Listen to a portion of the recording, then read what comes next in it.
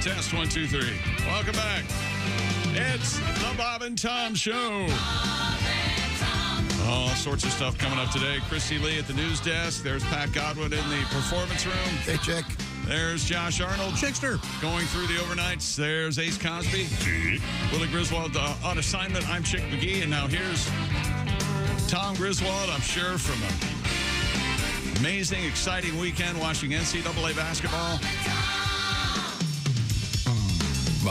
Just marveling at these underdog teams. It's the underdog NCAA, Tom. It's the underdog men's tournament this year. Down to the Final Four. That's right. We are. We are indeed. Now we'll have updates on that from Mr. Chick McGee. That's right. OrangeInsoles.com sports desk. Certainly looking forward to that. Patty G, you got some songs for us? I do indeed, yeah. Okay, we require another pizza song. Oh, boy. Another pizza tribute. There was a guy who sent an email that said, first of all, Tom, I hate you. I'm starting to cut the elastic off the top of my socks. Good move, sir. This is something that Tom does. And much like Christopher Walken from More Cowbell from the Saturday Night Live skit, he needs more Pat Godwin, is what this guy says.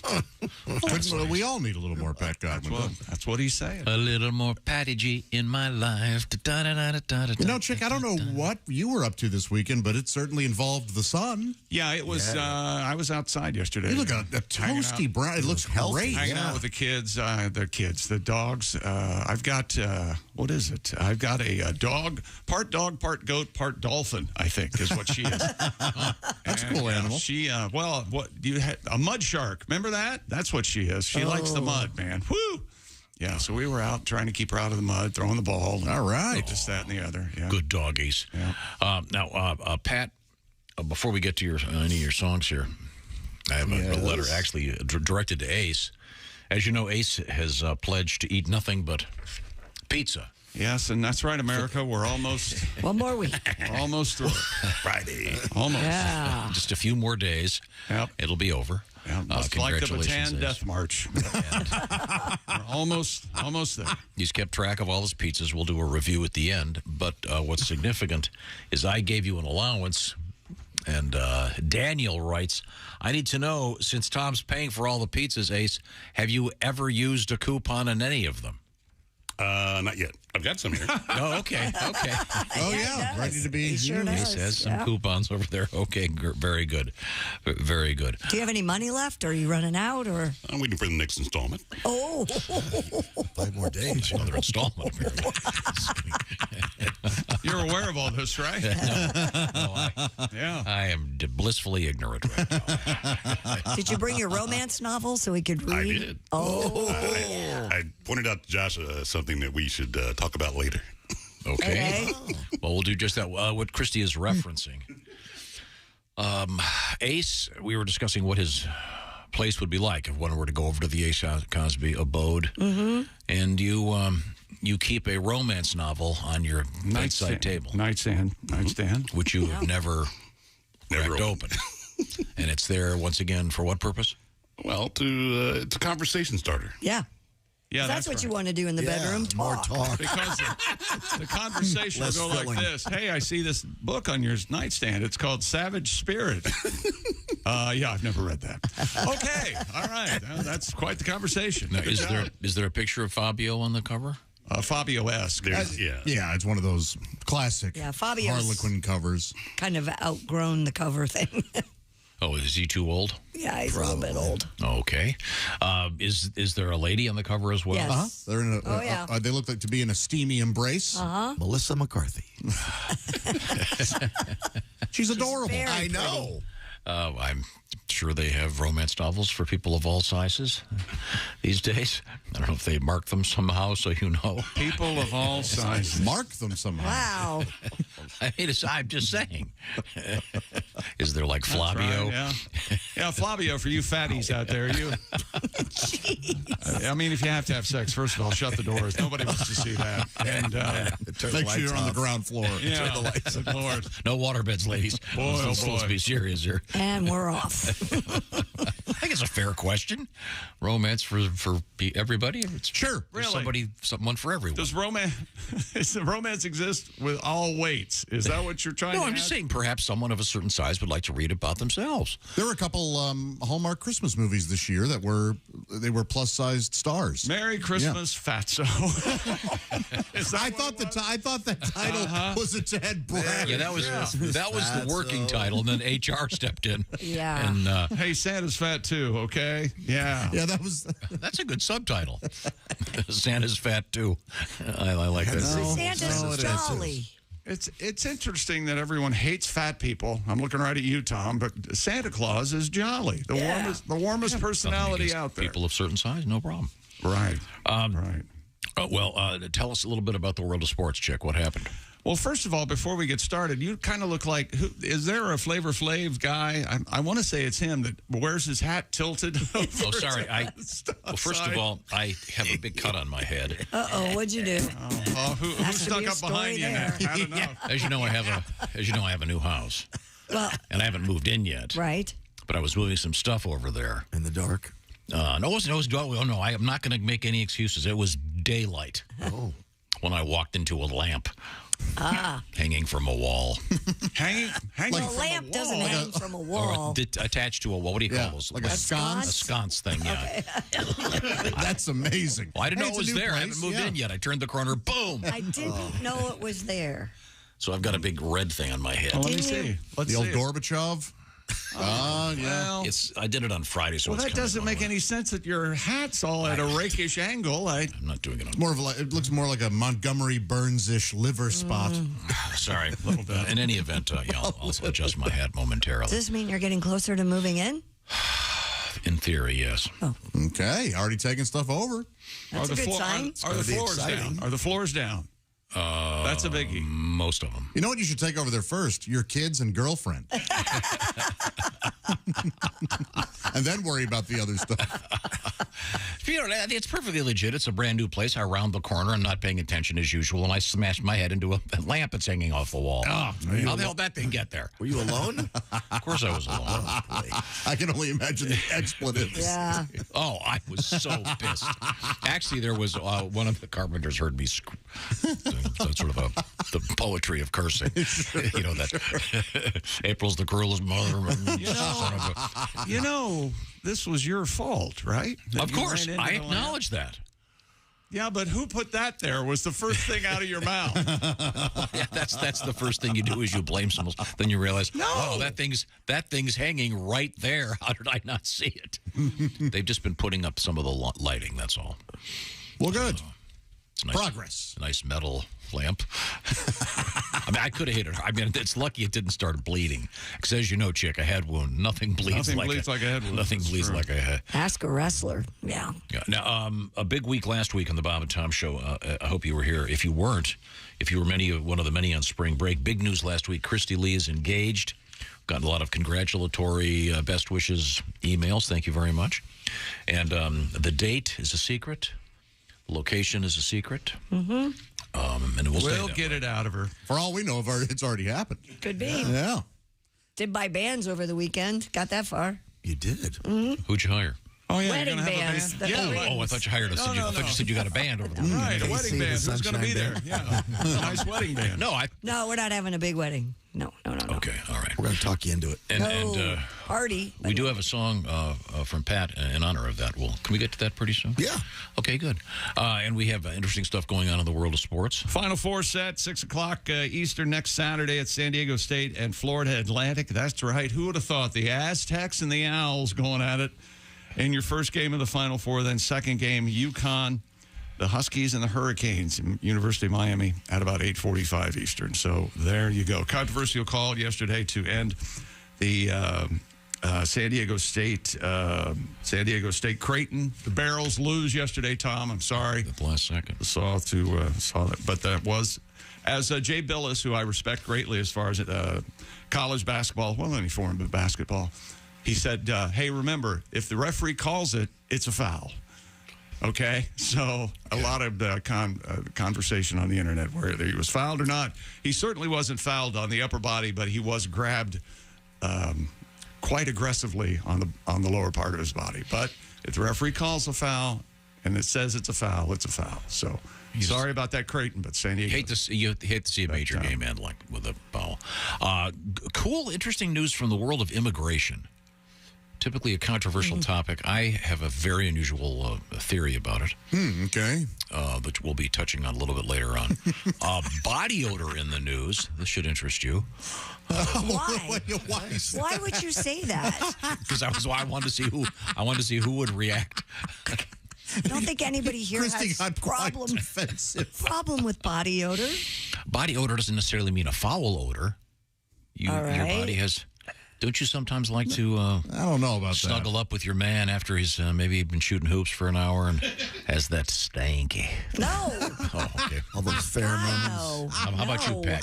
You like to get your natural smells and stuff. that? Things a little musky. Pheromones. get real hot and sweaty. Sweat's good. Yeah, don't shower for a week, baby. I want to I get don't down want there. that. Says Do some huffing. Oh, no. But I've got to go take a Sudafed. I can't breathe. Chick McGee's not sitting just anywhere. He is sitting in the orangeinsoles.com sports chair in front of the orangeinsoles.com sports desk. Tell me more. If you have a job that requires you to stand all day, it also always leads to hip pain, back pain. Seems like it. Go to orangeinsoles.com for relief. If your body's not aligned, it may experience more fatigue or injuries from your feet to your back. What happens if a house is built on a poor foundation? See? And those soft, thin gel insoles you normally get do not align your body. Orange insoles reduce hip pain, foot pain, lower back pain, provide a deep heel cup for maintaining proper weight distribution and body alignment. Check out orangeinsoles.com, an easy-to-navigate website. You can find the exact right pair of orange insoles for whatever activity or shoe you're running. Work boots, tennis shoes, cowboy boots, dress shoes, and they offer a 60-day we want you to be happy guarantee. So go on over to orangeinsoles.com for free shipping. And right now, when you sign up for text messages from Orange Insoles, you'll also receive an additional savings code. Check out orangeinsoles.com today. Get proper support in your shoes and start feeling better. That's orangeinsoles.com, proud supporters of the Bob and Tom Show. Thank you very much. Also, don't forget the Orange Insoles beautiful cooler right behind Chick McGee right now. That beautiful 45 Tundra Yeti King Crab Orange cooler. It can be yours. Just enter. All you got to do is go to bobandtom.com/contest for all the details. We're coming right back. It's the Bob and Tom Show.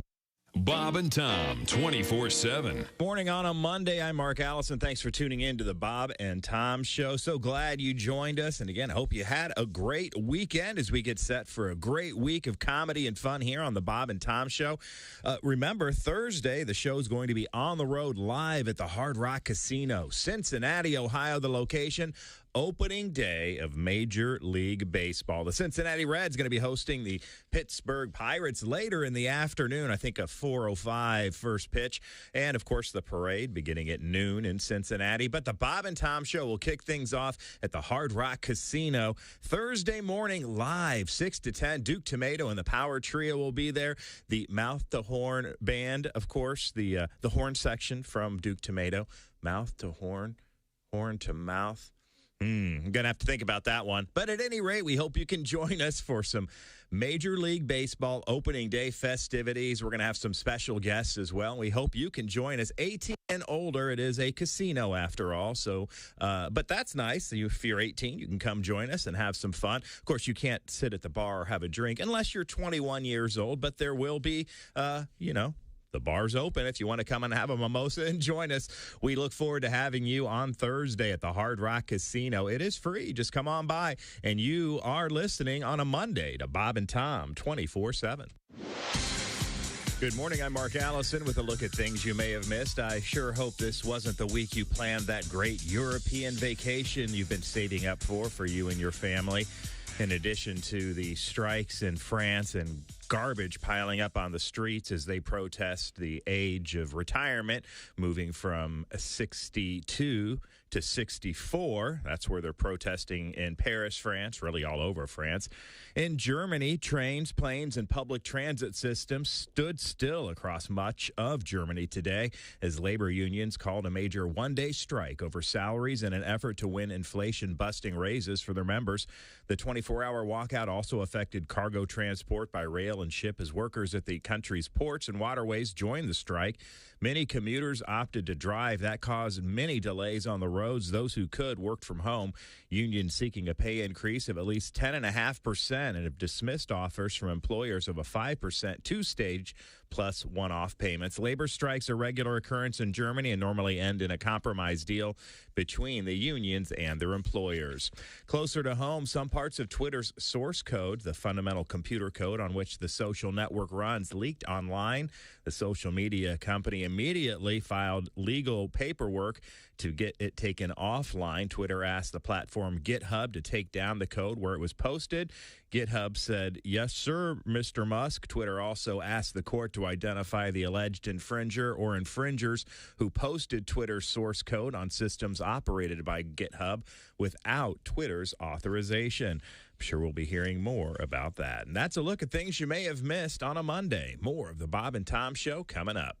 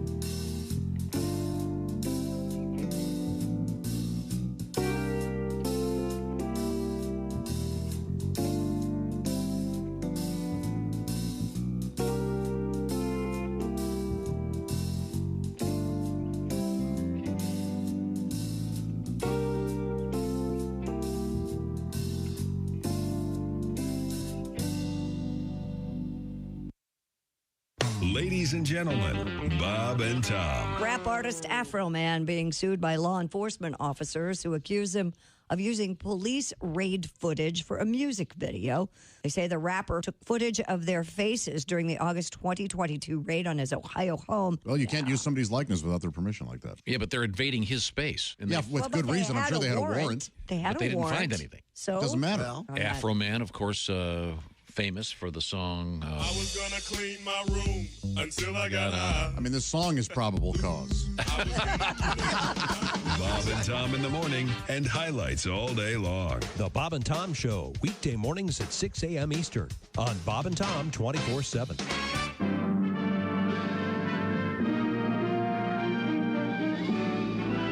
Spanning the globe to bring you the constant variety of loads of curvy cleavage on display. The thrill of victory and the agony of defeat. Don't touch those. Sorry. The human drama of loads of curvy cleavage on display. This is The Bob and Tom Show. No shoes, no shirt, no talent. Most unfair thing about life is the way it ends, right? Mm-hmm. With a death. What's that, a bonus? No. Life is tough. It should be reversed. You die first. Get it out of the way. Mm-hmm. Then you live in an old age home. You get kicked out when you're too young. You get a gold watch. You go to work. You work for 40 years till you're young enough to enjoy your retirement. Go to college. You do drugs, alcohol. You party. You get ready for high school. Hey, welcome back to the Bob and Tom Show. Christy Lee's at the news desk. Hello. There's Pat Godwin. He's in the performance room. Hey, chick. Hey, there's Josh Arnold. Hi. There's Ace Cosby. Howdy. Willie Griswold on assignment, out on the road, slinging jokes. I'm Chick McGee, and here's Tom Griswold. Speaking of being in the road slinging jokes, am I correct in saying it's this Friday at the Dow Event Center, Saginaw, Michigan? Josh Arnold, Kostaki Economopoulos, and Pat Godwin. Mm-hmm. Fun. That is one big show, ladies and gentlemen. Old saggy balls. And then Saturday, April 1st. No way to refer to Pat. It's Pat Godwin in Mason City, Illinois. And Josh Arnold, interestingly enough, at the Diamond Joe Casino in Dubuque, Saturday, April 1st. So lots of cool stuff happening on the road. Got a letter here. Go. Referencing Christie's impending nuptials. Mm-hmm. Is that the right term? This is a sensitive letter. Our sensitive writer writes, I know from the past, Christy has stated that she always gets new panties and brasiers for each new man. Now that she is engaged, does this call for new undergarments, or is the current selection still in the rotation? This is a fair question. It's the same guy. Why would I get new underwear? But isn't there, you do that for a breakup, right? Right. Isn't there for something called a trousseau or something for the woman to, well, if the bride to take on her wedding night or something that has a special the Premier of Canada, right? Panties Pierre or Trousseau. Yeah. He is right. You have a wedding I can't have trousseau. a conversation in trousseau. I think I'd know by now. That's interesting. I haven't heard that word since I was in high school. Yeah. But you're right. I think so. What was it, or what is it? I think when a woman is first, like the first wedding, maybe she's a younger gal, 20, 21, and she doesn't have all of the... A trousseau, clothes, household linen, and other belongings collected by a bride for her marriage. To begin a household. So you have like a going away outfit that you wear after the reception. So we could have a panty party. Lingerie for the honeymoon. And, I like to see that's a better term, panty party. Everybody knows what that is. Yeah. We can do that on the air. Of course, don't invite the people from HR. Oh, I'd love to see those ladies. Do you think you think we'd go to another radio station and do a panty raid at their show? That'd be fun, right? Maybe you don't hear that term much anymore, do you? No, you don't. It's a shame. A lost art. those fraternities, those rascals. Sure, it was aggressive and non-consensual. Yeah, but theft, it was fun. Burglary. Can you imagine being a poor sorority girl brushing your hair or whatever, like they are in the movies, of course, and just these two dudes burst into your room and you start stealing your underwear? What's going on? It must have been horrifying. Oh, come on! It was a panty raid. So silly, man. Well, panty party would be a great name for an album. Yeah. I don't think women like the word panty, right? No, Many don't, yeah. Panty and moist, right? Yeah. Aren't those the two? Well, moist panties. Oh, you put those together. You got trouble. You got to love that. I mean, unless it's been some kind of sad accident. Whoa. It usually means good times ahead. Yeah, it's either really good or really bad. Yeah. Well, so much for today's topic. We'll be taking phone calls now. Moist panties, line 4. Okay, where was it? Well, thank you, but I don't. I think I have everything I need. Once again, been on the planet a long time. Is that a euphemism for something? No. No, she's 84 years old. I'm on the planet. Okay. Well, you're glowing, by the way. You look very happy. Oh, well, thank you, Pat. You do look That's great. sweat, yeah. What Now- a load Now, Boy, Pat, nobody could sling the crap like Pat Godwin. You look you're glowing. Aw. all right, now, Pat, would you prefer doing a Christy Lee tribute song or your first pizza song of the Christy day? Lee. Okay. In case you haven't heard about Christy Lee, she's getting married to a guy, Andy. When he proposed, she said, "What the hell's one more? Welcome to the family." Christy's husband number 4. Her first 3 marriages just didn't stick. Christy was over 3 and tied with Chick. Now he wants to date and even up the score. Who will win the title? Here we go. Chick's ex-wife number 4. They say half of marriages will end in divorce. That number seems too low. I need to find out the source. Our show is 8 for 8, including my 2, of course. Even Tom, and we all know he's hung like a horse. Get the odds. We wish you both the best. We know your love is going to pass the test. But just in case it doesn't and your marriage takes a dive, may we suggest Josh Arnold for your husband number 5. Your husband number 5. Josh Arnold. Over here awaiting. Yeah. Well, thank you very much, Pat. Based on a great song, Love Potion number 9. God, what a great We tune. just talked about this yesterday. My kids were like, "What are you talking about?" They had not heard it. I was like, "Okay, It's a classic. I know." Yeah, that was kooky. It was fun. Yeah, it was. Kind of a mysterious, spooky song. I love stuff like that. Like Billy Joel throwing his lead singer off the Chattahoochee Oh, that's what I've always wondered what that song was about. Chattahoochee Bridge. And isn't Billy Joel's name Billy Martin, actually? Isn't his last name Martin? I think No, so. he went out as a piano player and he named himself Billy Martin. Oh, is that Yeah, what it that was the fake name, Billy Martin. Billy Martin's a fake name. His last name's Joel. I know that in England they call him Billy Joel. Oh, really? Do they? Yeah, seriously. Well, at least when I heard the radio over there. And he's going out with on tour with Stevie Nicks, which will be some pretty cool stuff. Lots of great shows out there. Stand back, stand back. What's your favorite Stevie Nicks solo song? Go ahead. Stand back. I like the one with Tom Petty. Oh, Leather and Lace? No. Stop dragging my heart around. Oh. Yeah, Stop Dragging My Heart Around. I love that song. That is a great song. There's a story behind that song, and I wish I could remember it. I think the story was Tom Petty didn't want to necessarily give that song away. And exactly, yeah. He wrote it, and he didn't want to, But I forget how it happened. A record company called him in, and I don't know. I always thought Stand Back would be a great commercial for a douche. Stand back. I don't know how Look, I put this in here. Yeah. I've always just don't punch me in the stomach. I've always liked Edge of 17. I like the way that It's cool intro. Now, we're going to... You're ready to rock, Pat, when that starts. Oh, I love it. You're ready to rock. I love it. Yeah. Now, coming up, another Pat song about pizza, ladies and gentlemen. Ladies and gentlemen. Just because we have the guy that ladies and gentlemen. wants to hear more Pat. That's right, ladies and gentlemen. We have a very unusual request here. We'll try to get to it. For what? What is it? Well, you can't just... It's about a city in Georgia. Oh, yeah, sure. Oh, yeah. Known as Cumming, Georgia, Cumming. Oh, sure. And Pat has a song about that. We'll get to it coming up, Pat. You'll have to do a little homework on it to find it over there. In the meantime, we'll do a little bit of sports homework with Chick McGee.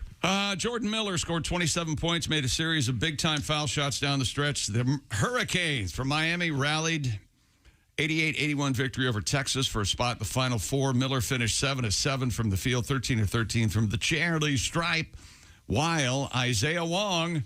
And as we know, 2 Wongs don't make a right. All right. Three rights. No, 3 lefts make a left. 3 lefts make a right. That's right. 12 of his 14 in the second half for the Hurricanes. They are now headed to NRG Stadium in Houston for the Final Four. That's right, in Houston. Houston.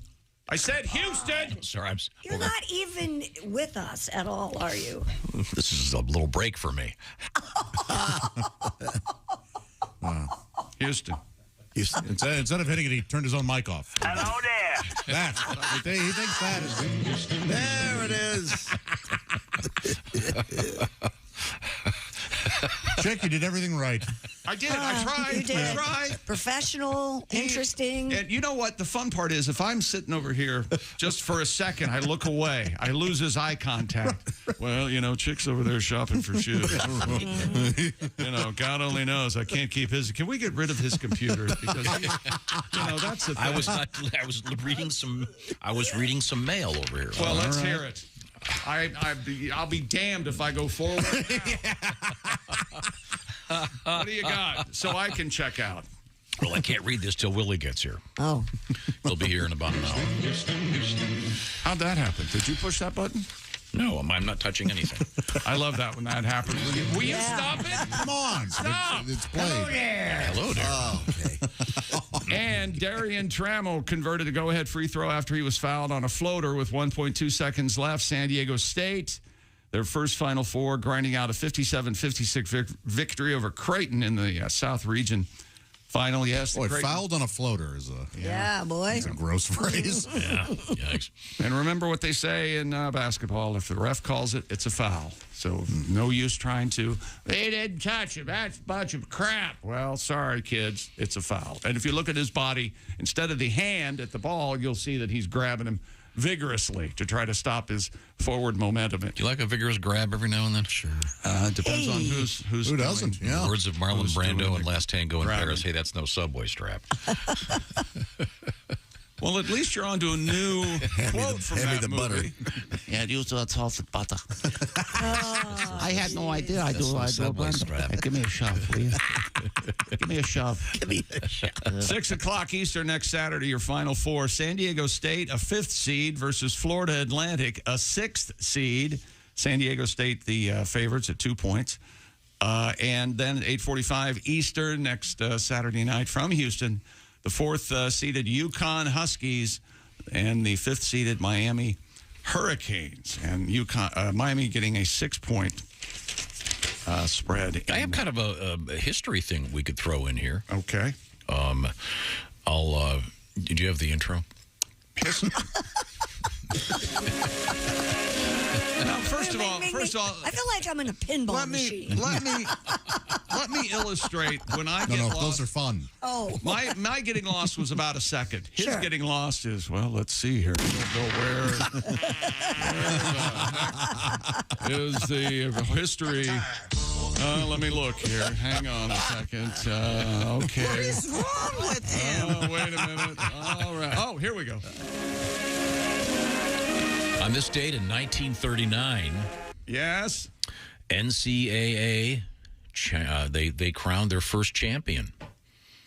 Was it the NIT or was it the NCAA? The NCAA basketball tournament. 1939, the University of Oregon played Ohio State. Quack. Final score 46-33. Beaver Buckeyes? Oh, what is it, Oregon State? Oh, is it Oregon State or Oregon? Oregon State or the Beavers, Oregon's the Ducks. Ah. Right. This is the University of Oregon. Oh, Ducks. 46-33, so, wow. Well, they didn't have the 3-point line. Yeah, bet the under. Yeah. Well, plus what year was it? 1939. Hey, I have a guess. Oh, boy. Yeah.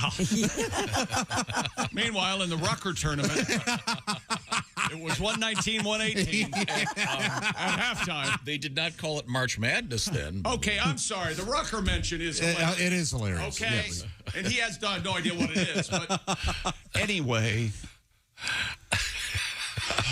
go ahead. No, I think it's interesting that yeah.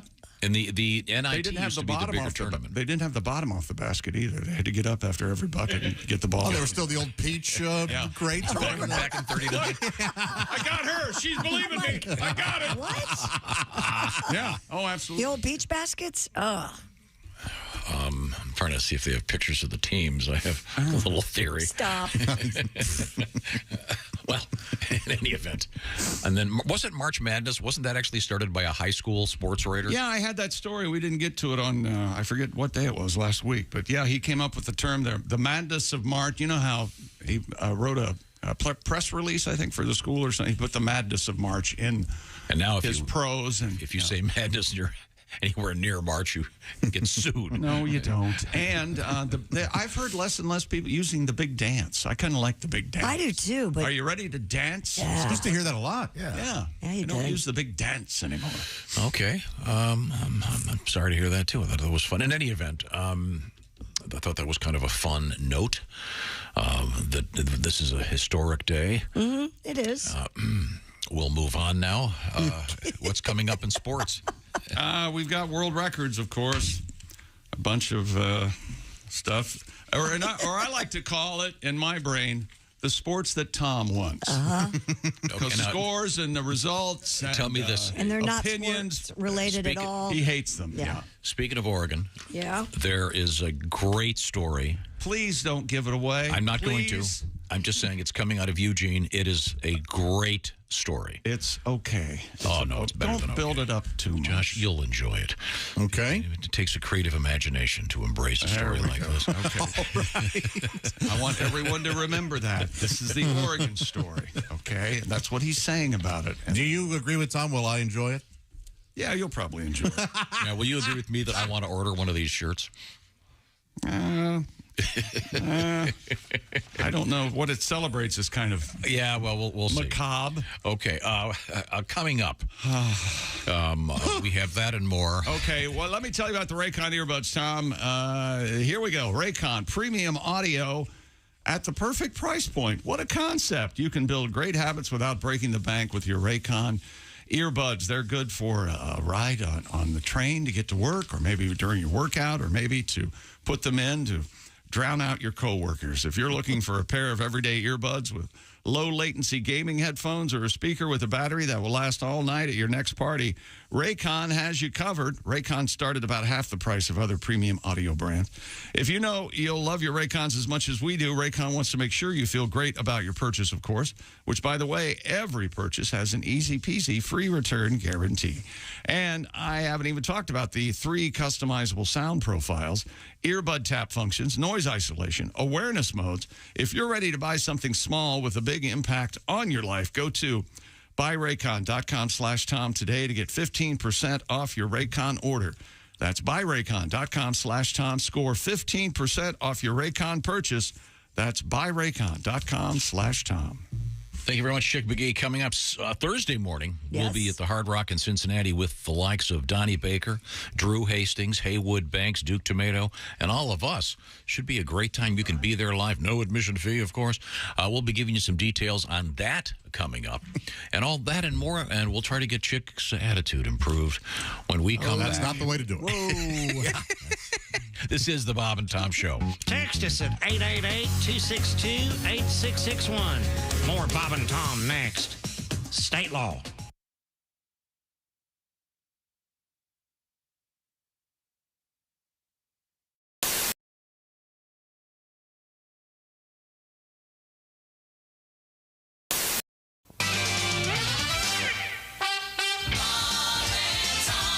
Hi, he's Bob. I'm Bob.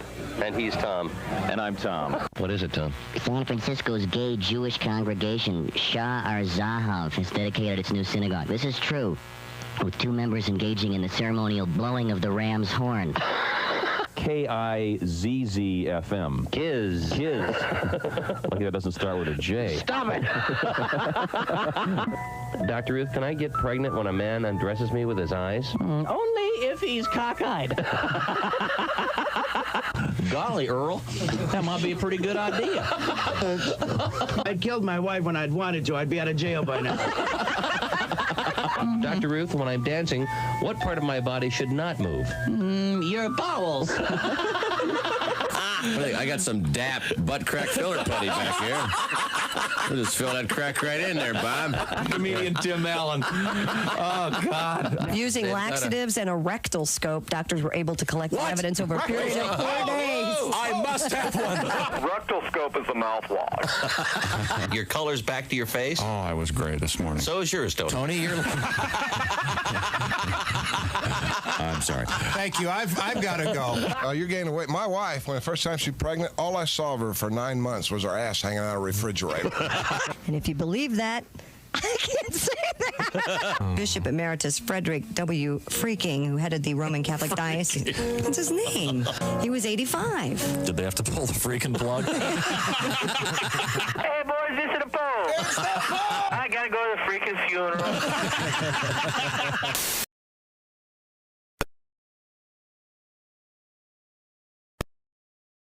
Bob and Tom. This is Bob and Tom 24/7. Well, we have a Final Four in the NCAA men's basketball tournament. Chick McGee with all the details at the orangeinsoles.com sports desk. And speaking of Orange Insoles, if you busted your bracket already, and who hasn't, you can register to win that new 45 Tundra Yeti King Crab Orange Cooler from orangeinsoles.com. It's seen right there behind Chick McGee at the sports desk. That's right. That could be yours, as well as a custom Bob and Tom home Pop-A-Shot game. It's the dual Pop-A-Shot game, of course. You got to play with a buddy. Register to win now at bobandtom.com/contest. And remember, Orange, you glad you have another shot to win. Brought to you by orangeinsoles.com. Rolling through a Monday, Greg Warren and Reno Collier on the way. Let's see. It's a Warren Report and a Country Fried Take right here on Bob and Tom 24/7. Hi, everybody. Christy Lee with your Bob and Tom news update. Poverty is adding to the challenges of recovery from a massive tornado that pushed through Mississippi this weekend. 2 of the counties hit by the Friday storm are Sharkey and Humphreys. They're among the most sparsely populated in the state, having only a few thousand residents in communities scattered across wide expanses of cotton, corn, and soybean fields in the flatlands of the Delta. Many folks live paycheck to paycheck working jobs in agriculture. Some 200 protesters have gathered beneath Rio de Janeiro's world-famous Sugarloaf Mountain to protest the ongoing construction of zip lines aimed at boosting tourism, alleging it will cause unacceptable impacts. The 4 steel lines will run over the forest between Sugarloaf and Urca Hill. Riders will reach speeds of over 60 miles per hour. Inauguration is scheduled for the second half of this year, and an online petition to halt work has been signed by almost 11,000 people. Are you itching to start your spring cleanup? Well, hold off. You don't want to get rid of last year's leaves and stalks too soon. Doing so could take away beneficial insects that are sheltering there. Without them, there's less food for birds, fewer flowers, and vegetables later. Many experts recommend removing plant matter only after several days of 50-plus degree temperatures. Also, beware of mulching too soon, and premature fertilizing, well, that can hurt your lawn and the environment. And that's your news. I'm Christy Lee. More of the Bob and Tom Show on the way. Hey, man, it's Donnie Baker. And the fact remains there's nothing better than being a VIP. And I don't mean like us dudes on Pervert Rabbit Xanadu's. I'm talking about a Bob and Tom VIP. Best thing, you'll never miss another minute of the show. I swear to God. You can hear the show here in the morning, and then because you're a Bob and Tom VIP, you'll get the podcast of the entire show, a 12-month library of podcasts, hundreds of Bob and Tom comedy tapes, and a 60-day video archive of the show. Bob and Tom VIP. You have to get it. It's state law. Morning laughter just might be the best medicine. No matter how hard I try, can't keep my hands off my face. Bob and Tom 24/7. The minivan hearse thing. Have you seen this? Was that for dead soccer moms? I don't know. The funeral homes that have the minivans that they... That's very funny. Oh, that's Have you seen that's it? good. The minivans go that home. they've put those, you know, the fancy scroll work thing they put on the sides. God. Yes, I'm not making this up. And they're like the big town and country vans. Well, I didn't want to die before, but now I really don't want to. It's really God, disturbing. I just had this discussion yesterday with one of my You're sons. going to be dead, honey. You won't know. I know, but the whole minivan thing, The bumper stickers on that'll be horrible. You know, my orphan child is an honor student.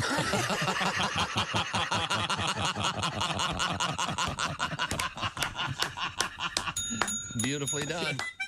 Scott Dunn, ladies and Bob and Tom 24/7. We're talking with comedian Rick Schrader. I'm a stepfather, too, which I've been for a few years now. And if you're not a step-parent, you don't realize the warmth and rewards that you get for the warm, loving feeling. And it's, I hate you. Okay, here's some more money. You're not like my real dad. That's right. You can find me.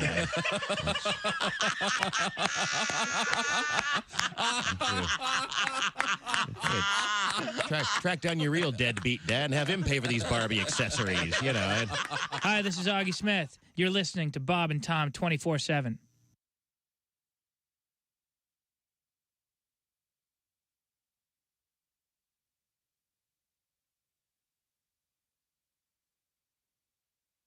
Away.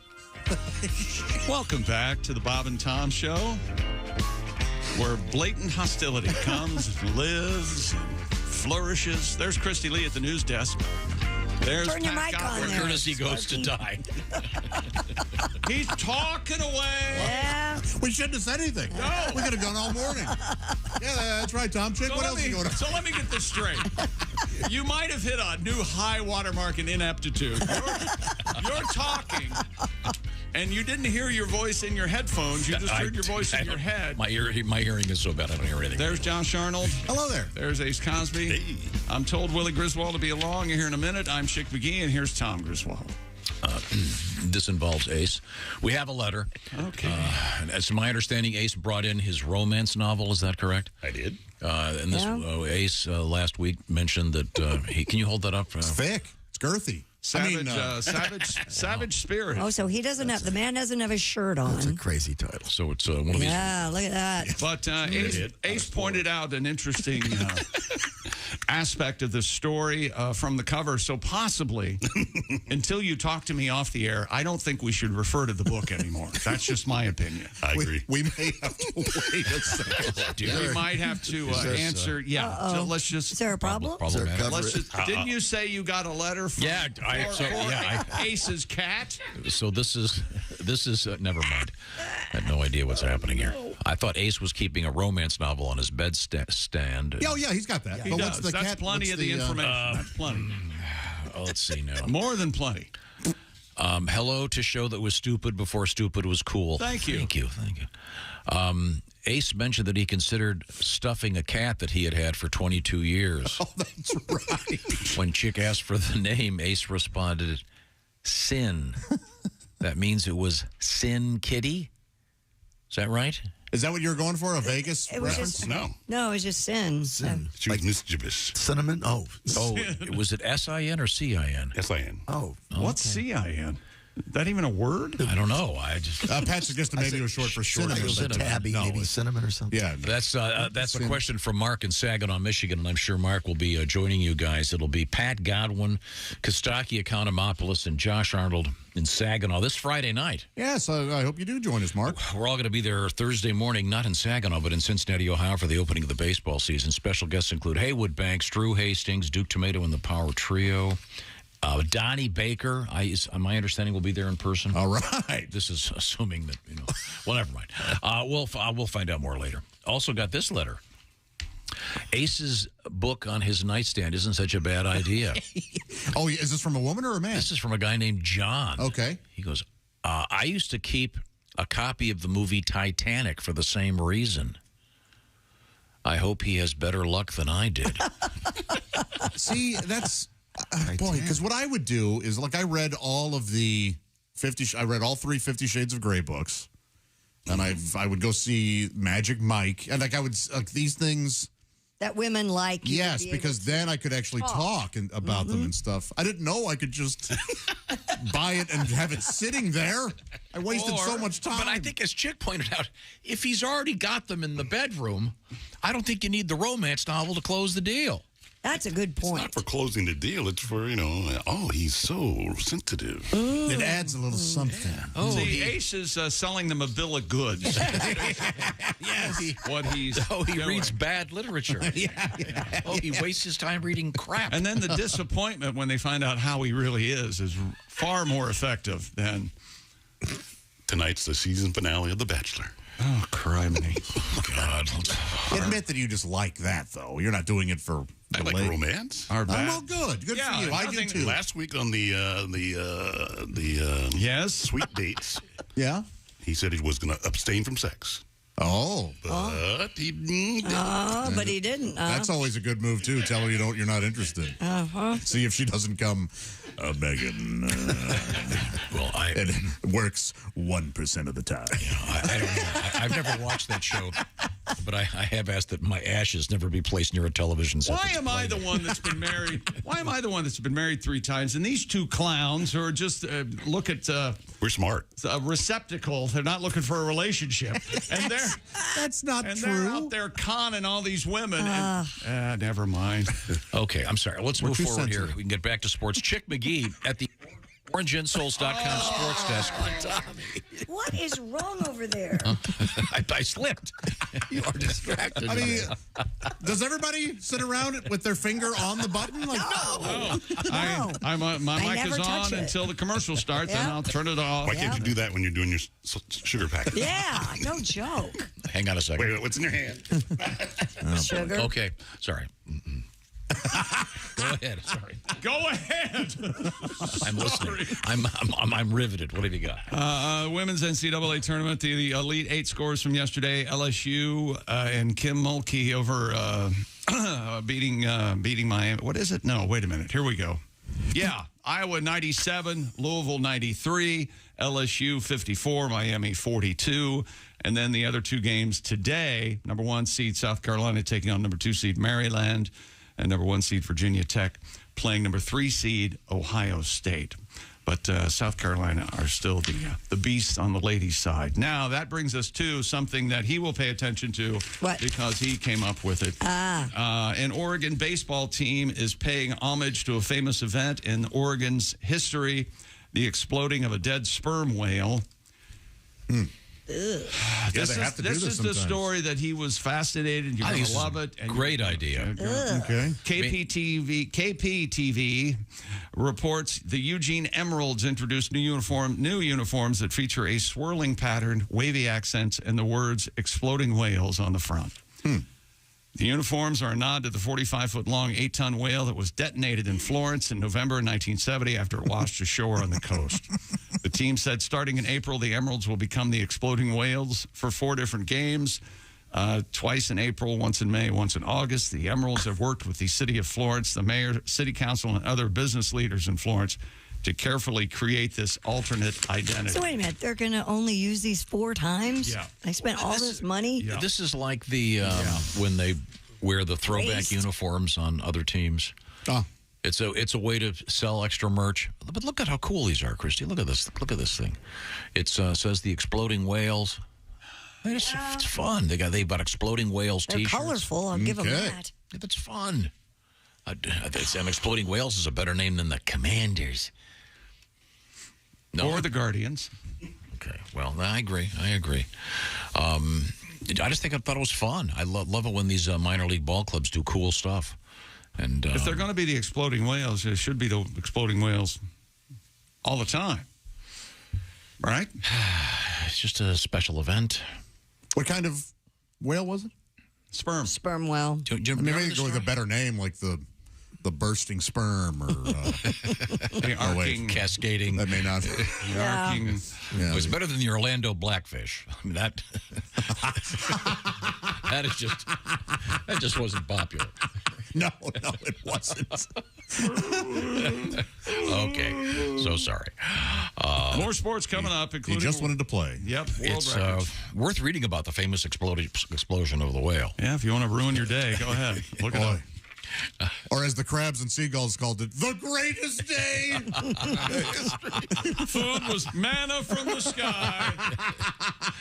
Probably broke a windshield wiper or two parked near the sea. That'll happen. That's upcoming. Also, we have Grand Canyon news, body odor news, and one of my favorites, the new Museum of Failure. Oh, really? It's important to know where you failed. This is the Bob and Tom Show. Thanks for listening to the Bob and Tom Show this morning. Even though we're not too much to look at, you can also watch the show on our YouTube channel.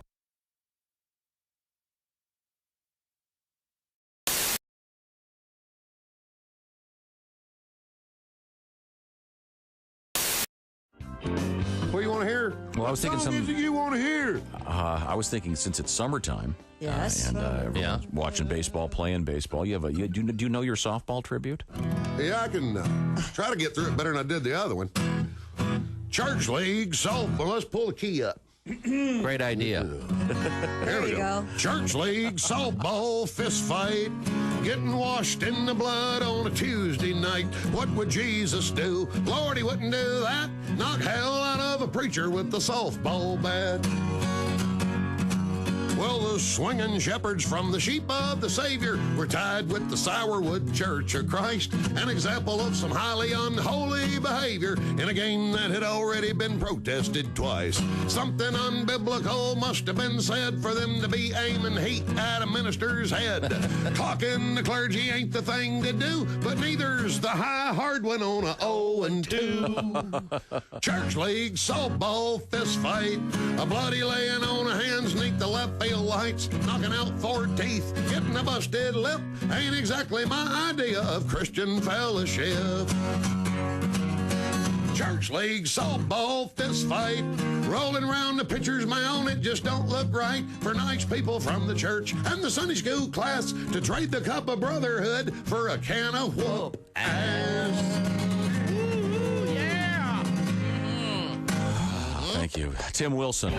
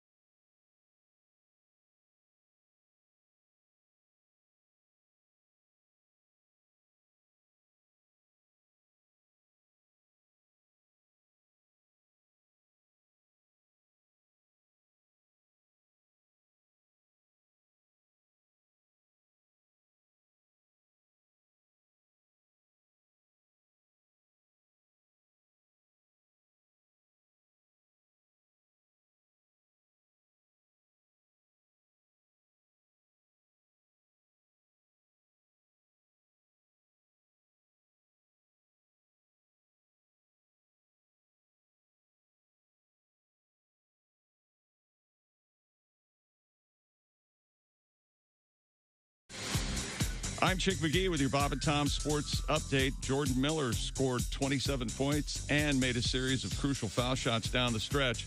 The Miami Hurricanes rally to an 88-81 victory over Texas for a spot in the Final Four next Saturday night. And Darian Trammell, a go-ahead free throw after he was fouled on a floater with 1.2 seconds left. And San Diego State, on their way to their first Final Four, beat Creighton 57-56. So that means San Diego State and Florida Atlantic next Saturday night, 6 o'clock Eastern from Houston. And then about 8:45 Eastern Saturday night, it's the UConn Huskies versus the Miami Hurricanes. NBA winners yesterday: Charlotte, Chicago, Boston, Toronto, Cleveland, Orlando, Memphis, Oklahoma City, and Minnesota. NHL winners in regulation: Toronto, Vancouver, and Los Angeles. The Rockies and Boston both win in shootouts. I'm Chick McGee, and that's your Bob and Tom Sports Update. Essential Morning Radio. All day and all night. Some like Bud, some like Schlitz, but for me, Bob and Tom 24/7. 24/7. TV Rogers is our guest. TV, having just met you, I can just guess you're obviously an athlete of some sort. Yeah, I work out a little bit. They have the whole thing where you pump weights and all that stuff. Yeah. You gotta have that cardiovascular, man. Mm-hmm. I didn't have that cardiovascular. I was playing basketball the other day. They made me guard the worst dude on the other teams. It was a fat dude wearing thongs. Man. You know standing on the court smoking a cigarette. You know I was in bad shape. And you couldn't keep up with him. I couldn't keep up with him. I got involved with that aerobics. Don't like aerobics, man. That's too much like sex. Aerobics? Yeah, you sweat, muscles hurt, and then you got a woman up there telling you you're not doing it right.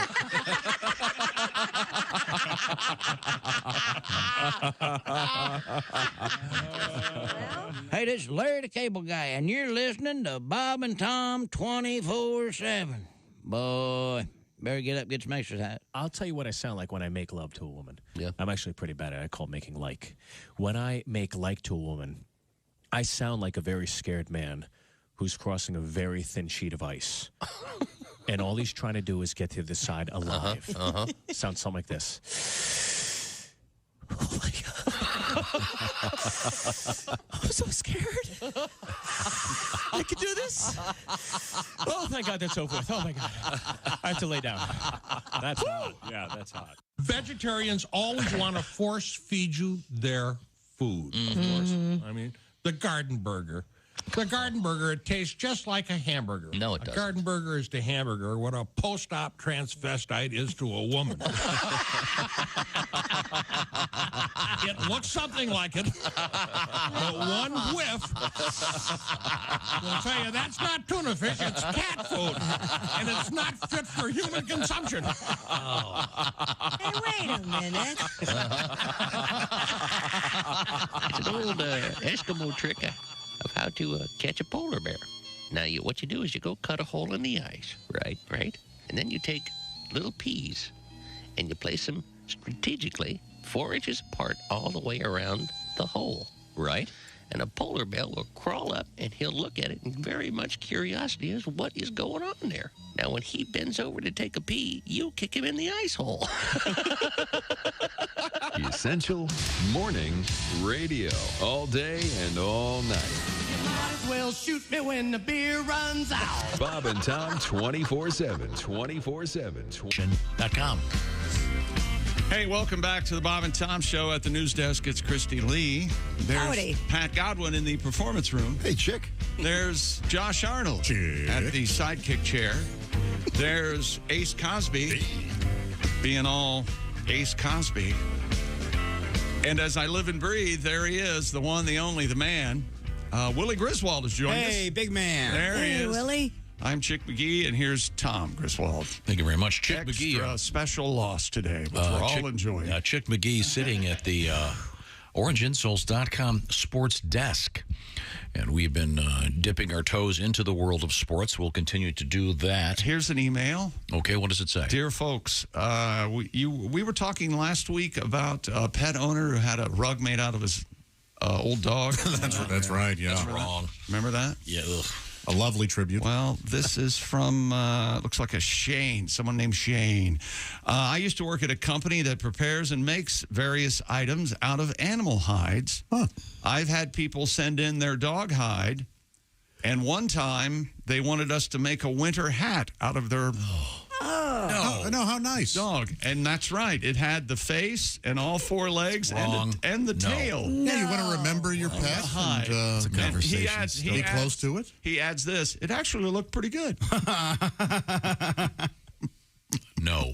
A winter hat. No is right. Can you see the dog's face? Is it facing the people that you would see on the street? Absolutely, I would think. I think the dog would be happy to be known that it was still bringing pleasure to many. Stay. There he is. Got it down to the one trick, I guess. Okay, thank you very much.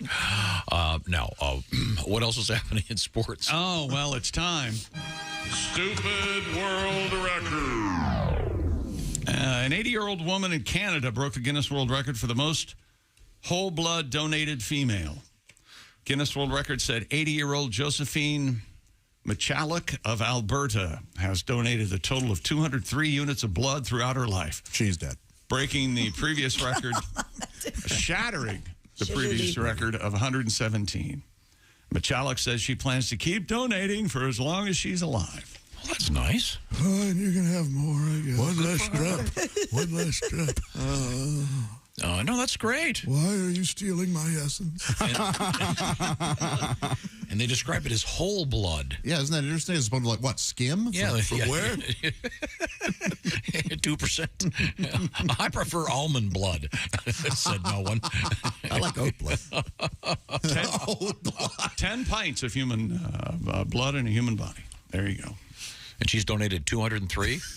Yeah. Not all at once. Yeah. That'd be a rough day. No wonder. I'm going to need a lot of cookies. I'm not great at math, but... Have any more orange juice? I got to make more blood quick. Those last few, they had to have people stop on her like she was a thing of grapes. Like a toothpaste. Yeah. Okay. Turn her ankles up. Thank you very much. Got a letter here, Willie. Yeah, what's going on? Now, tell me about the gigs in Dubuque. They were great, man. Friday and Saturday, so much fun. A lot of folks showed up, and yeah, we had a blast out there. Dubuque is a great place. Oh, this is. Did you bring me a ham? I didn't bring you a ham. Son of a... Did you have pizza? I had pizza. I didn't bring you popcorn from Chicago either, Chick. I forgot twice. Man, oh, man. Third time's a charm. Your son. Boy. Dear Bob and Tom Show, I just saw Willie G at the Comedy Bar in Dubuque on Friday night. I'm sorry to report Willie had a wardrobe malfunction. Uh-oh. Boy, last week was all about the wardrobe malfunction. Yeah, Warren had a wardrobe malfunction, didn't he? Yeah. He was on stage rocking with his green button-up shirt. Yeah. Willie and his hair looked all that much more fabulous in person. Did my nipple pop out? What happened? Oh, this is something you're unaware of. Yeah. The FBI should have been called because Willie killed it. Okay. Especially when he called my bluff about being able to do 8 board game puns. Okay, yeah, that's in the act. Being an avid board game enthusiast, we enjoyed the bit thoroughly. Glad we made the trip from Illinois to see Willie put his big boy pants on and headline, "Keep up the good work." Okay, so maybe it wasn't a real malfunction. They were just being silly. Signed, the lady and the gentleman with the broad shoulders and the third leg. Oh, yeah. Row. Sure. Okay, cool. When you talk about stand-up like this, it isn't really fun. It's kind of you had to be there kind of thing. Right. I feel like you guys just feel like you're missing out now, and I'm very sorry. But it was a party, you guys. We had a great time. Good. Okay, a P.S. Uh-oh. We left the show and smoked up a big fat bowl of weed with our new Willie G lighter. Hell yeah, you guys. Hell yeah. That's how we do, safely in the comfort of your own home, I hope. Now, once again, you sell lighters that specifically say these are not for cannabis. Okay. The not for weed lighters. I'm not clear why this person have a third leg. I think that I might have insinuated, stand-up is so silly. I might have just, that he might have had a big male member. At the time, it was very funny. Now it seems very immature. The third leg, of course. Yeah. Okay. Well, it sounds like it was a great show. Yeah, we had a lot of fun, man. Thanks to my buddy Colin Unger, who opened, and all the fellas from Dubuque that opened Friday and Saturday. It was great. We have another show coming up Thursday morning. We'll be there in Cincinnati at the Hard Rock. Special guests include Duke Tomato and the Power Trio with the Brass to Mouth Horns. Haywood Banks and Drew Hastings and Donnie Baker all will be there, I am told. So we hope to see you there at the Hard Rock. Get there early. It'll be fun. We have a special, as usual, a commemorative poster, once again, available for your dining and dancing pleasure. We now return to the OrangeInsoles.com sports desk. Stupid world record. And finally today, a Colorado man has officially been named the oldest person to cross the Grand Canyon on foot, rim to rim. Rim to rim. But that sounds like the name of a porno. John Jeff Kemma confirmed as the title holder at the age of 91 years, 152 days. Has anyone seen my wife? What's his name again? She was on a donkey. John Jeff Kemma, Jepkema. Oh, they should fill in this hole. John Kemma, Jingleheimer Schmidt? Yeah, that's that. John Jeff Kemma, Jingleheimer Schmidt. His name is my name, too. He and a group of friends. Oh, a group of friends. Probably carried him all the way. Yeah. Is that what we're calling EMTs these days? Are my friends here? What, did he have were donkeys involved too? They had to be, right? Right? He said on foot. All right. It took him 5 days. 5-day backpacking hike. After accomplishing the feat, the nonagenarian, he's 91, said, "I long for the relief that death will bring." Yeah, the next river he crosses is going to be called the Styx. And he said, STYX, you see. And his feet hurt. The biggest final lie in the history of the world. Yes. You are as old as you think you are. Is that right, old timer? Really? Well, I feel bad for the buzzards. Jeez. We're on day 3 with this guy? And he said, stay active and keep moving. Good for him. He's right. Walking jerky. So the buzzards are thinking, this guy, Oh, boy. any second now, he's dropping. You know, we could have been to Arby's by Hey, now. dinner's at 5, guys. Yeah. What the hell are we doing here? Pat Somebody throw a rock at him. Pat called him walking jerky. Did you not hear that? Now, Pat, we're going to have to do a rewrite. Of what? Your tribute to Christy. Oh. I know what you're going to say. The number's wrong. Oh, Yeah. us in here? Yeah, you it's did 9, not you 8. did a roster said of 8, huh? divorces, and you said Yeah. you said there were 8. There are 9. Divorces in our group. Yeah. There are 9, and I didn't want to correct you the first time, but because I thought maybe it was a poetic license thing, No, it's and not. I didn't want 9 fits, yeah. Yeah, You've it's got 2, Pat. I do indeed. Don't be modest, I Christy. have You 1. wanted to correct it. Christy and Chick each have 3. and you have 1. That's what I said. I already said that. So that's a total of 9. Yeah. Okay, so have to do a rewrite. Who knows how many aces had secretly? He's such a mysterious man. Were you married at all, Ace? No, I've never made that mistake. Yeah.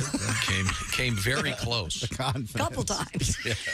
Didn't you just come very close? Couple times. Oh, well, and It would not surprise me out of everyone that Ace has some heads in his freezer. That would not. I go, yeah, that sounds about right. Yeah.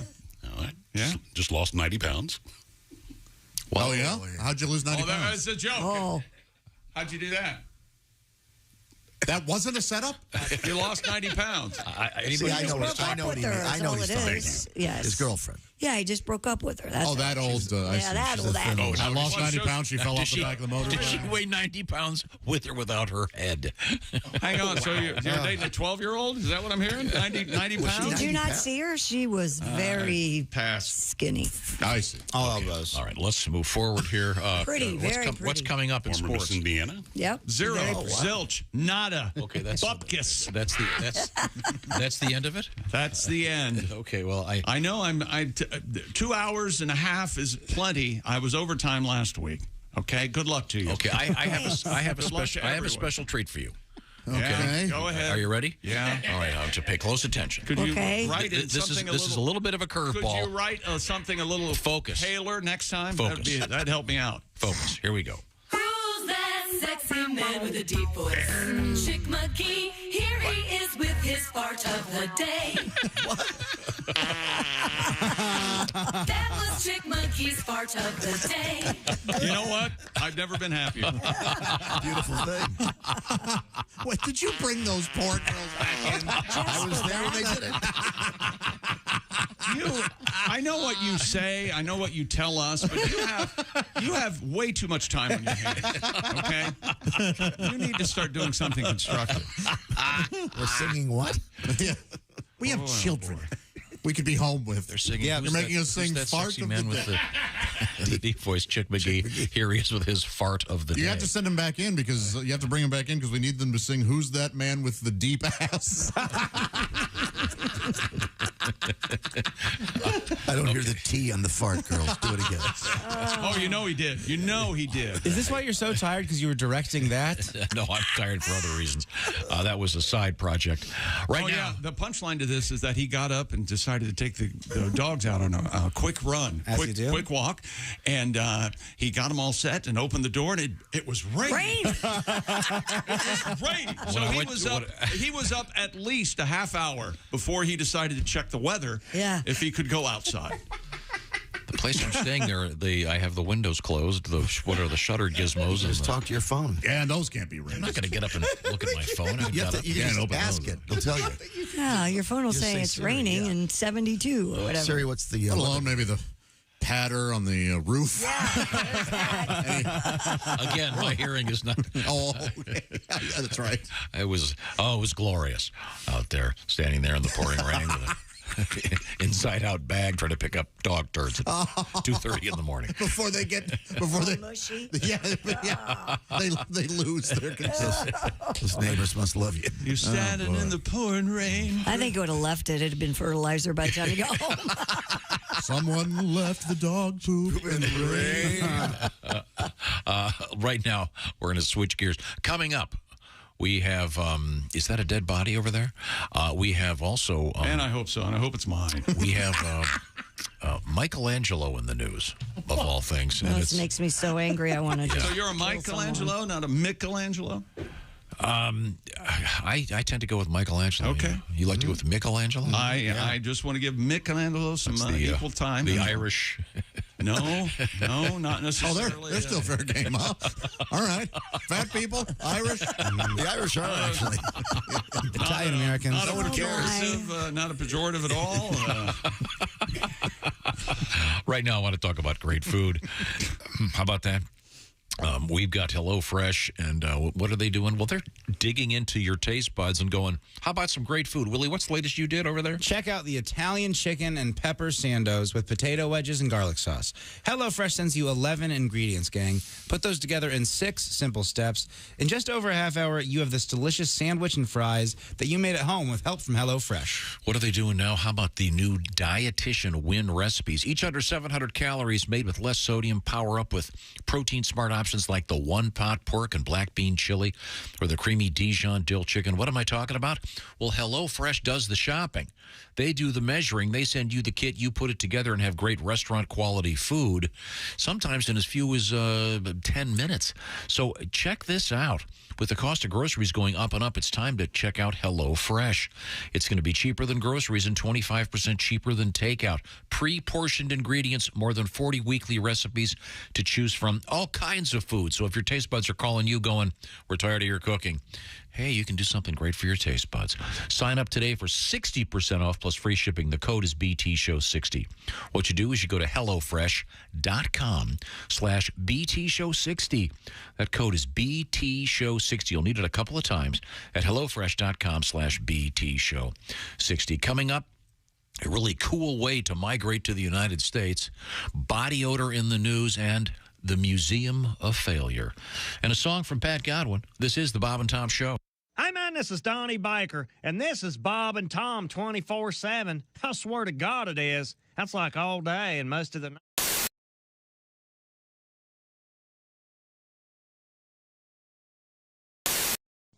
Oh, ow. Oh, back. Oh, hey, Josh. What's wrong? My back is sore, my legs. What's in your shoe? Nothing. I mean, here, look, nothing.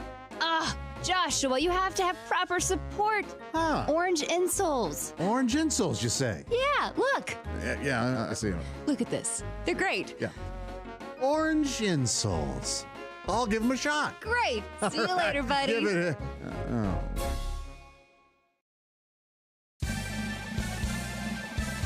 Yippee! I can mow and dance while I do it. Ha! No more pain. Thank you, orange insoles.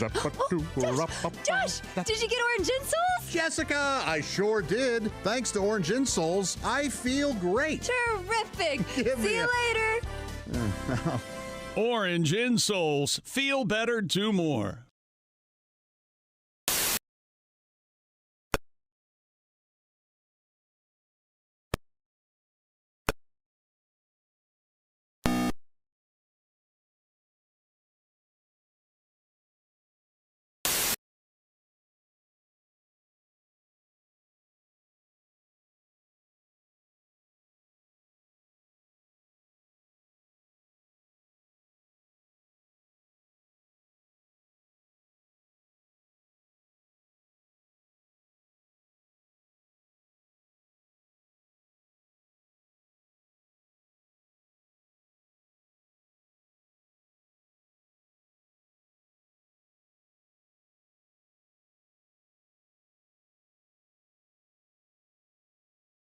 Second place, and that dropped almost 68% from its launch last weekend. And a Florence museum and the city's mayor inviting parents and students from a Florida charter school to visit and see Michelangelo's sculpture of David. This invitation comes after the school principal was forced to resign following parental complaints that an image of the nude Renaissance masterpiece was shown to a 6th grade art class. The principal said she's honored by the mayor's invitation and might just take him up on it. And that's your news. I'm Christy Lee. More of the Bob and Tom Show coming up. We got some extra from the Bob and Tom Show. Comedian Greg Warren, former state champion wrestler. You're the son of a wrestling coach. Now, I assume your dad was also your wrestling coach. Is that correct? Yes, he was. He was a high school wrestling coach. So I wrestled, and my mom was into music, so I played the clarinet in the band, which they made fun of me. Especially the guys on the wrestling team, especially my best friend, Huey Baker. He was a black guy. He's one of those guys that would just get a hold of something and never shut up. And look at Greg, man. Greg played a flute. It's a clarinet, Huey. It's a flute, Greg. You a flute man. Look at little flute man, Greg. Flute your flute, Greg. Little flute man, Greg. He'll be on the bus going to a match. He'll be real quiet, and all of a sudden you hear, hop, 2, 3, 4, what the hell we fighting for? Flute man. It's embarrassing when you're out there wrestling and you hear, hit him with your flute, Greg.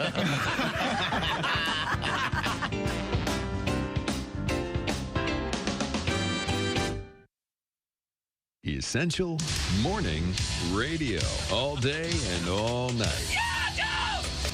This is Bob and Tom 24/7. 24/7. Do you remember the dramatic rescue of baby Jessica when she fell down the well? Remember she was 18 months old? Yeah. Believe it or not, baby Jessica is a baby no longer. She was married over the weekend. No kidding. She is now 19 years old, and she apparently tied the knot Saturday at a rural church outside Midland, Texas. She's 19. Her husband, 32-year-old Daniel Morales. I bet they're on City Walk.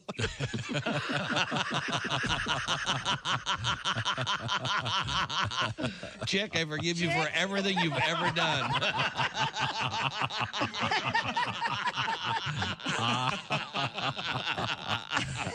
Bravo, Chick McGee. Yeah, thank you. Thank you very much. Okay, only another 12 years.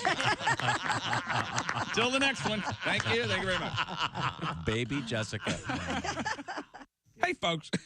Boom. It's me. And you're listening to Bob and Tom 24/7. That's 24 days and 7 hours. No, 27 days a week and 24 like the show with the guy who whispers all the time. It saves the world. And Bob and Tom 24/7. Hey, it won't blow up the world.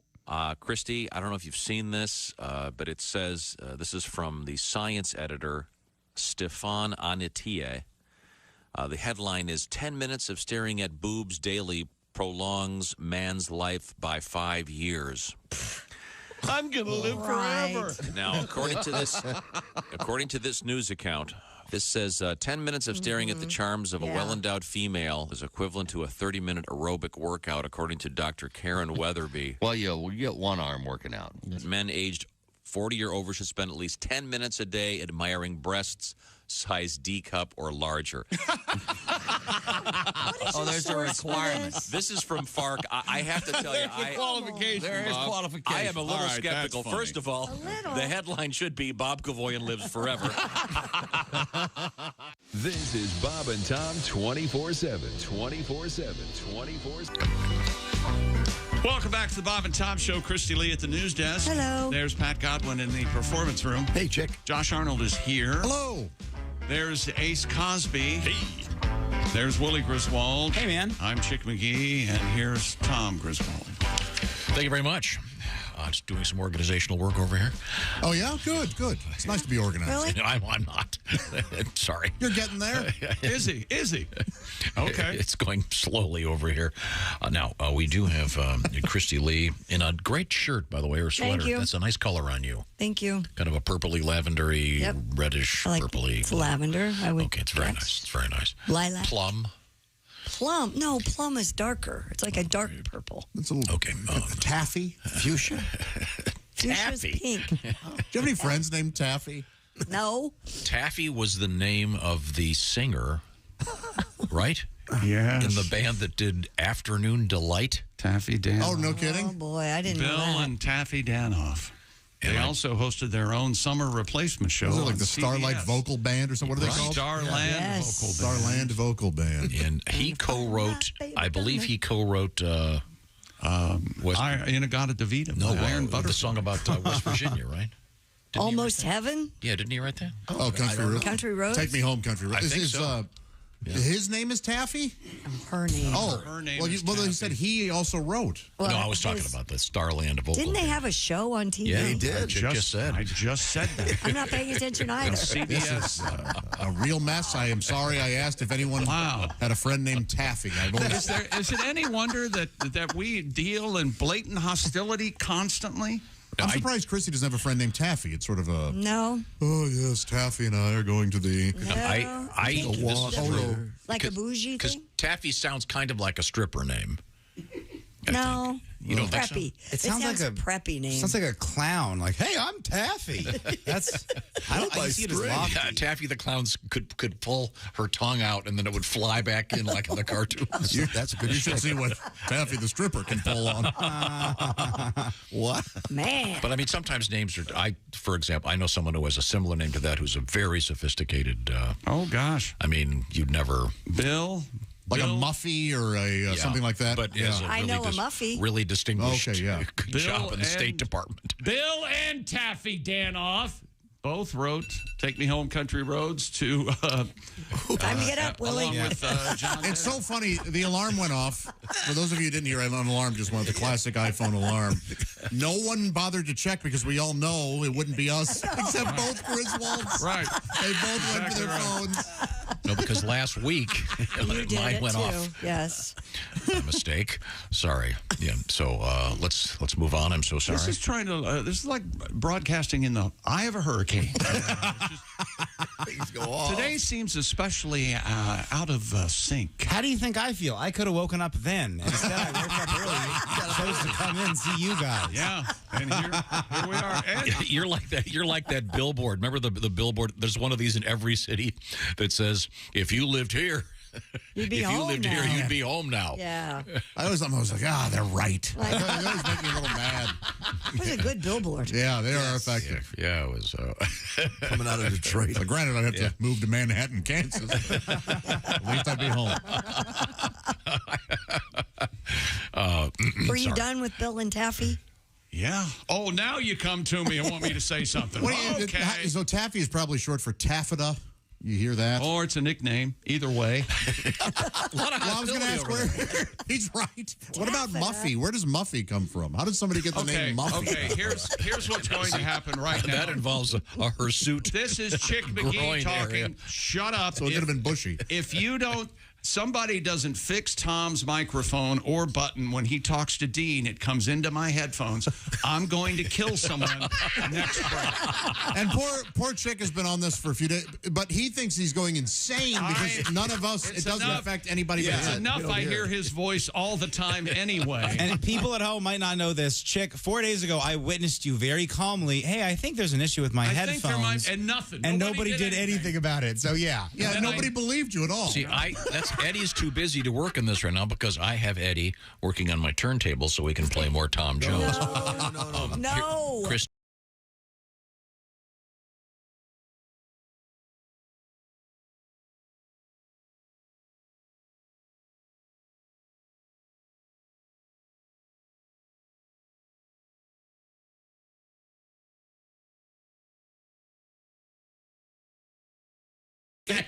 I remember for 1 when second. No one told him. Yeah, they're having sex during the day, my friend. that skyrocket in flight. No one had ever heard anything like that before recorded. But we lost our minds when we heard that. Yeah, that's about afternoon. Whoopee. Doing it? Yeah, yes. I was always baffled that song ends Goodwill Hunting. He's driving away and that's what's playing. Like, why did they go with that? That's what when you give two entitled ass jerks money to make a movie, that's what happens. Very good movie. Okay, well, let's move forward here. We have Christy Lee at the Bob and Tom News Desk and the hostilities. And have you fixed your song, Pat? Yeah, I put 9 in there, yes. Okay. Does it work now? It works perfect. Yeah. Okay, very good. Does it have to rhyme with anything? I forget. Didn't. Okay, very good. So we'll have you play it again soon. What have you got, Christy? Florida officials are saying 2 Cuban migrants flew from Cuba into Key West aboard a motorized hang glider. Let them stay. The Monroe County Sheriff's Office said the pair landed safely at Key West International Airport. We do want geniuses, don't we? I think mechanical geniuses. Your ability to stay in this country should be based on how clever you are. Yep. I think that's really cool. We can put you to work immediately. Well, they were immediately turned over to the U.S. Border Patrol. The hang glider carried them approximately 90 miles. And you're right. Why are we picking on these two? Right? Yeah, here's some guys, innovative, incredibly brave. Come on, welcome to America. Yeah. Hand them the forms. Go look. You go to the front of the line. You still have to fill these out, but you're here. Yeah, that'll go good. And then in a couple of weeks, 4 more people perished trying to hang them. They've heard it's a. Well, you're applying logic to our idea. Oh, so you naysayer. Codicil. I used to remember when they would have those. What do they call them? Flotillas. Yeah. And I remember seeing one that was made out of like a 1954 Chevy. And I thought, these guys, come on. Get them in here. Yeah, get them to start working for the people for the Macy's Parade. I love these guys and their families. Yeah. Welcome to America. We can't let them. Yeah, exactly. You now own a Jiffy Lube. We're just handing those out now. Well, I'm just saying. I don't know if anybody else remembers this. There was a very brief window in which if you were at Disney World, you'd look up and there'd be these hang gliders or whatever. They're not technically hang gliders. What are the ones that are motorized? Whatever those are called. They were the motorized, whatever, little glider things. Okay, we got it. And Go ahead. They'd be being operated by Mickey Mouse. Oh, no kidding. And Tigger. Yeah, they'd go flying by. Yeah. It was the coolest thing. Wow. The characters. I don't remember that. I think they had to stop doing it. I imagine it probably would have been could have ended up very badly. Something. Wow. Mickey got stuck in a Mouse, tree. Minnie Mouse's carcass being fished out of a pond. Was it like a miniaturized, radio controlled? No. They were the characters were actually. Someone will verify this. I saw it a couple times when I was. We have to change Dopey's name to Squashy. In any event, Goofy was up there flying around. Here we go. Who's flying this Grab a shovel. I'm flying. You want to buzz the tower? So I mean, if you have 2 guys on a hang glider, would you need extra fuel to go the 90 miles from Cuba? I'm assuming. I have no idea. I'm not up on my hang glider technology. Oh my God. He's asking questions only. No idea, but they did it. A pilot can answer. Right. I know a little bit about Cuban sandwiches, but not about those. Those are good. Cuban breakfast. I have Cuban breakfast. Like the Betito, those Cuban milkshakes. Plantains. A lot of good stuff down there. Another reason to let everybody in from Cuba. Come on in, make more shakes. Thank you. Oh, we have a note here. Mike Mark just informed me that I was asking the name Muffy, if that's how do you get, I said, where does Muffy come from? Taffy. Mark says from between the leggies. Thank you for your wise insight, Mike Mark. Muffy.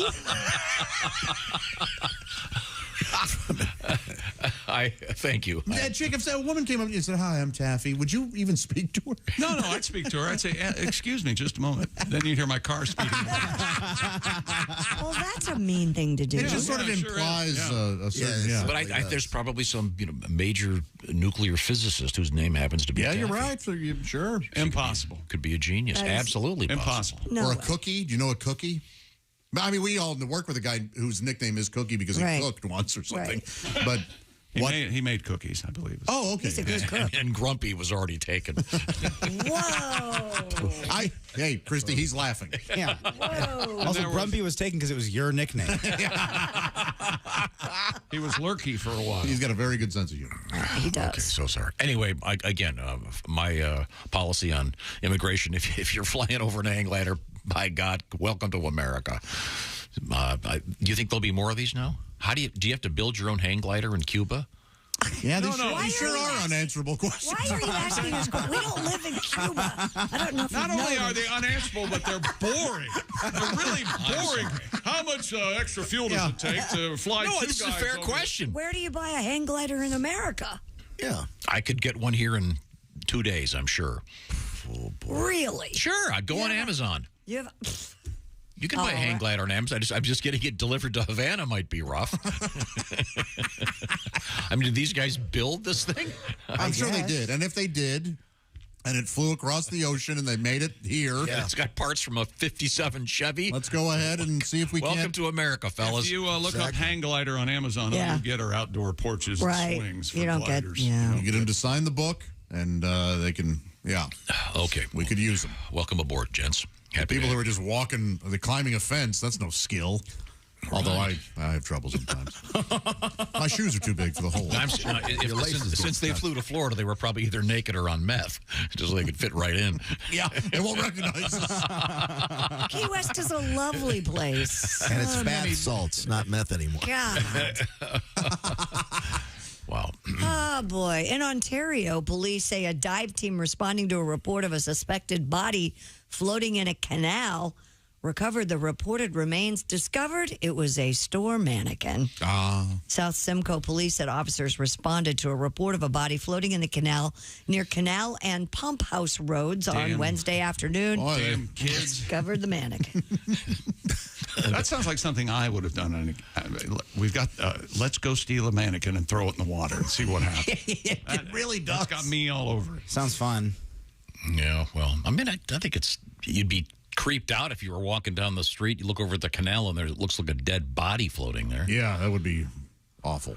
I would like to do it to you just to see what you do. Oh. Do you think he'd ignore it? Yeah. I'm too busy to deal with this. If it's a dead body, I'd call the police. The police are officer judging by the clothing tag. I think the victim's name is Junior Spring Collection. I'd estimate the age to be forever 21. Sure. Did you see? We had a story last year about a mannequin that washed up on the headless one that washed up on the shore. Did you ever see the pictures of that thing? No. It's gruesome. I mean, it's covered in all this stuff, so it really does look like a dead body. It's got to be freaky. So, no, thank you. Well, I know. What's coming up, Christy Lee? Coming up, we have a story that's really made me angry today, and it involves the statue of David, the famous one. You've in always Florence. hated that thing. Mm-hmm. You've always hated it? No, I said you've always hated no, that. No I wonder love you're the so statue, angry. but Obscene. It's not obscene. We'll find out about art. it. Have to chisel it up, she yells. Chisel it off. Got Christy all over. Give me a towel. We have fruit roll-ups in the news. Were you ever a fruit roll-up fan? I'm more of a fruit by the foot guy, but yeah. Never Is that cared. the I never same? cared for those, even as a kid. Like, no thanks. Willie doesn't remember this, but he was only briefly allowed to eat them. Weren't they instant cavities? Yes. That's when your father came in and said, I found this healthy snack for the kids. It's fruit roll-ups. And I thought, there's something holding gelatinous fruit together. I guessed it's sugar. He had no idea. Yeah, your dentist, he said that what that does essentially is they take the sugar and plant it on the tooth so it can bore in and rot them. They're essentially like a sugar retainer. But now, no one can tell me what to do. I take those, and then I take Gushers, and then I roll it up like a cigarette, and then I eat it. Mhm. The J, baby. Coming up this weekend. J, baby. J, baby. Just let him go. J, it's a J. Yeah. Oh. Coming up this Friday. Oh, it's J the for joint. Okay. It's the Dow Event Center, of course, named after Tony Dow from Leave It to Beaver. That's right. Saginaw, Michigan. It'll be Josh Arnold, Kostaki Economopoulos, and Pat Godwin. A killer show this Friday night. Speaking of great shows, this show live starting at 6 a.m. Eastern Time in Cincinnati at the Hard Rock. Special guests include Donnie Baker, Drew Hastings, Duke Tomato, the Power Trio with the brass-to-mouth horns. Am I forgetting anybody? Haywood Banks. Haywood Banks, and we'll be there. It'll be a blast. And there's a chance Vice President Kamala Harris will be there. Wow. That's what I It's a heard. chance. Really? Really? Yeah. I don't think the chance is very good. I think she's actually, I believe she's overseas for the next Yeah, she's in. short term. Like I said, a chance. Big Reds fan. Paul McCartney's penciled it. Yeah, that's right. That's all coming up.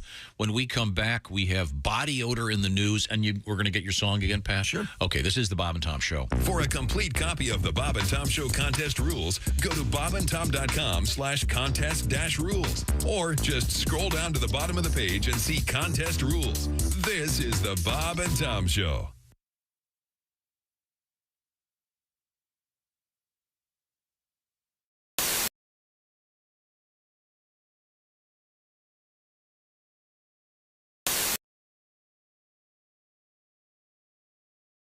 Hey man, it's Donnie Baker. Guess what? I saved up some money and bought this new badass spy camera. I swear to God I did. Check this thing out.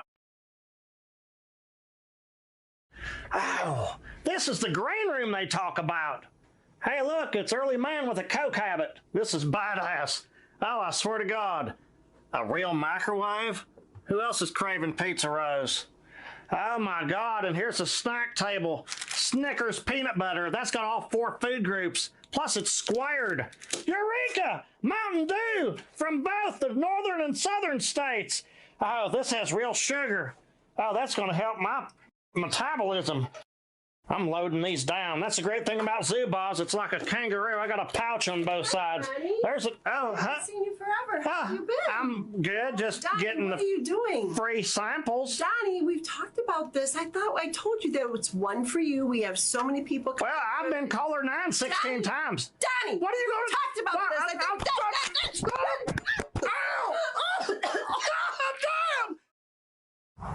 So I've had a pretty good adventure with this spy camera. Need to pinch the bridge for a second. I would highly recommend this spy camera. There's so much you can do, and you'll never be caught. I swear to God, I'm Donnie Baker, and I approve this message. Who are you? Stop spying on me! We already called the cops. You might want to get moving. You might be able to get out of here before they get here. And this is a DNA sample. I gotta go.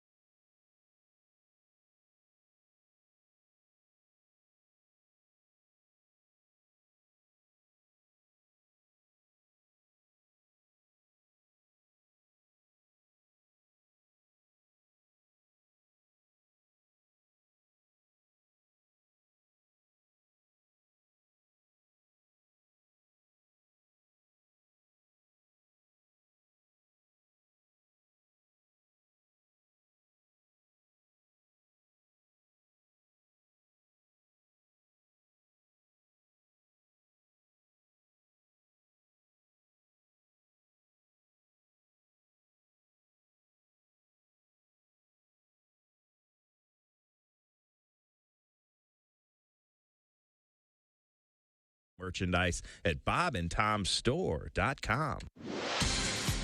Good morning. I'm Mark Allison with a look at things you may have missed. I sure hope this wasn't the week you planned that great European vacation you've been saving up for you and your family. In addition to the strikes in France and garbage piling up on the streets as they protest the age of retirement, moving from 62 to 64. That's where they're protesting in Paris, France, really all over France. In Germany, trains, planes, and public transit systems stood still across much of Germany today as labor unions called a major one-day strike over salaries in an effort to win inflation-busting raises for their members.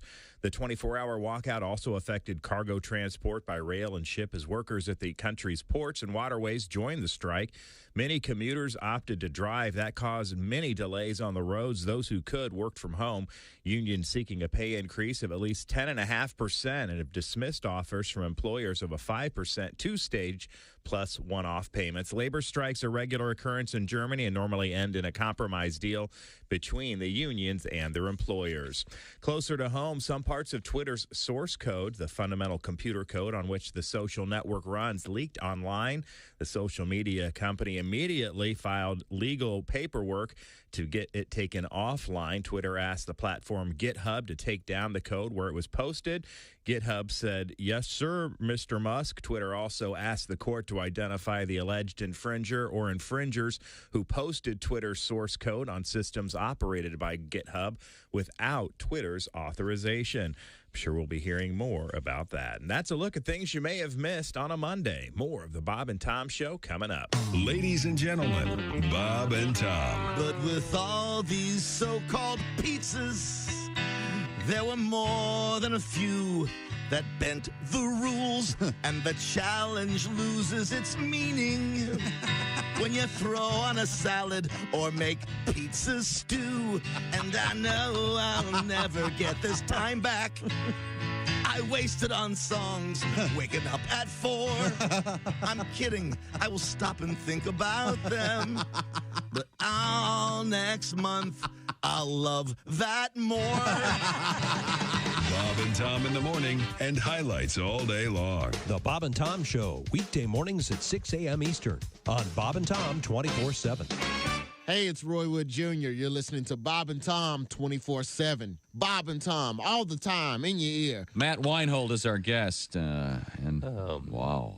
I still love Star Trek. Do you guys keep up with any of that stuff? I'm not a Star Trek Trekkie and Babylon fan, 5 and all that. I love all that stuff. Pretty much anything that will not get me laid, I'm into. But I actually have had sex, which sort of makes me like the Fonzie of the Star Trek convention. You know, these conventions.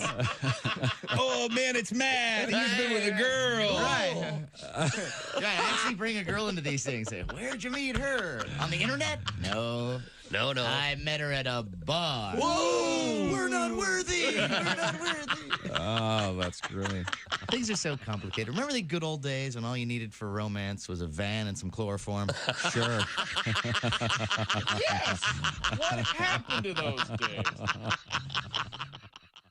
Good morning, sunshine. Bob and Tom 24/7. 24/7. 24/7. Bob and Tom 24/7. Not on air, online, all the time. Bob and Tom 24/7.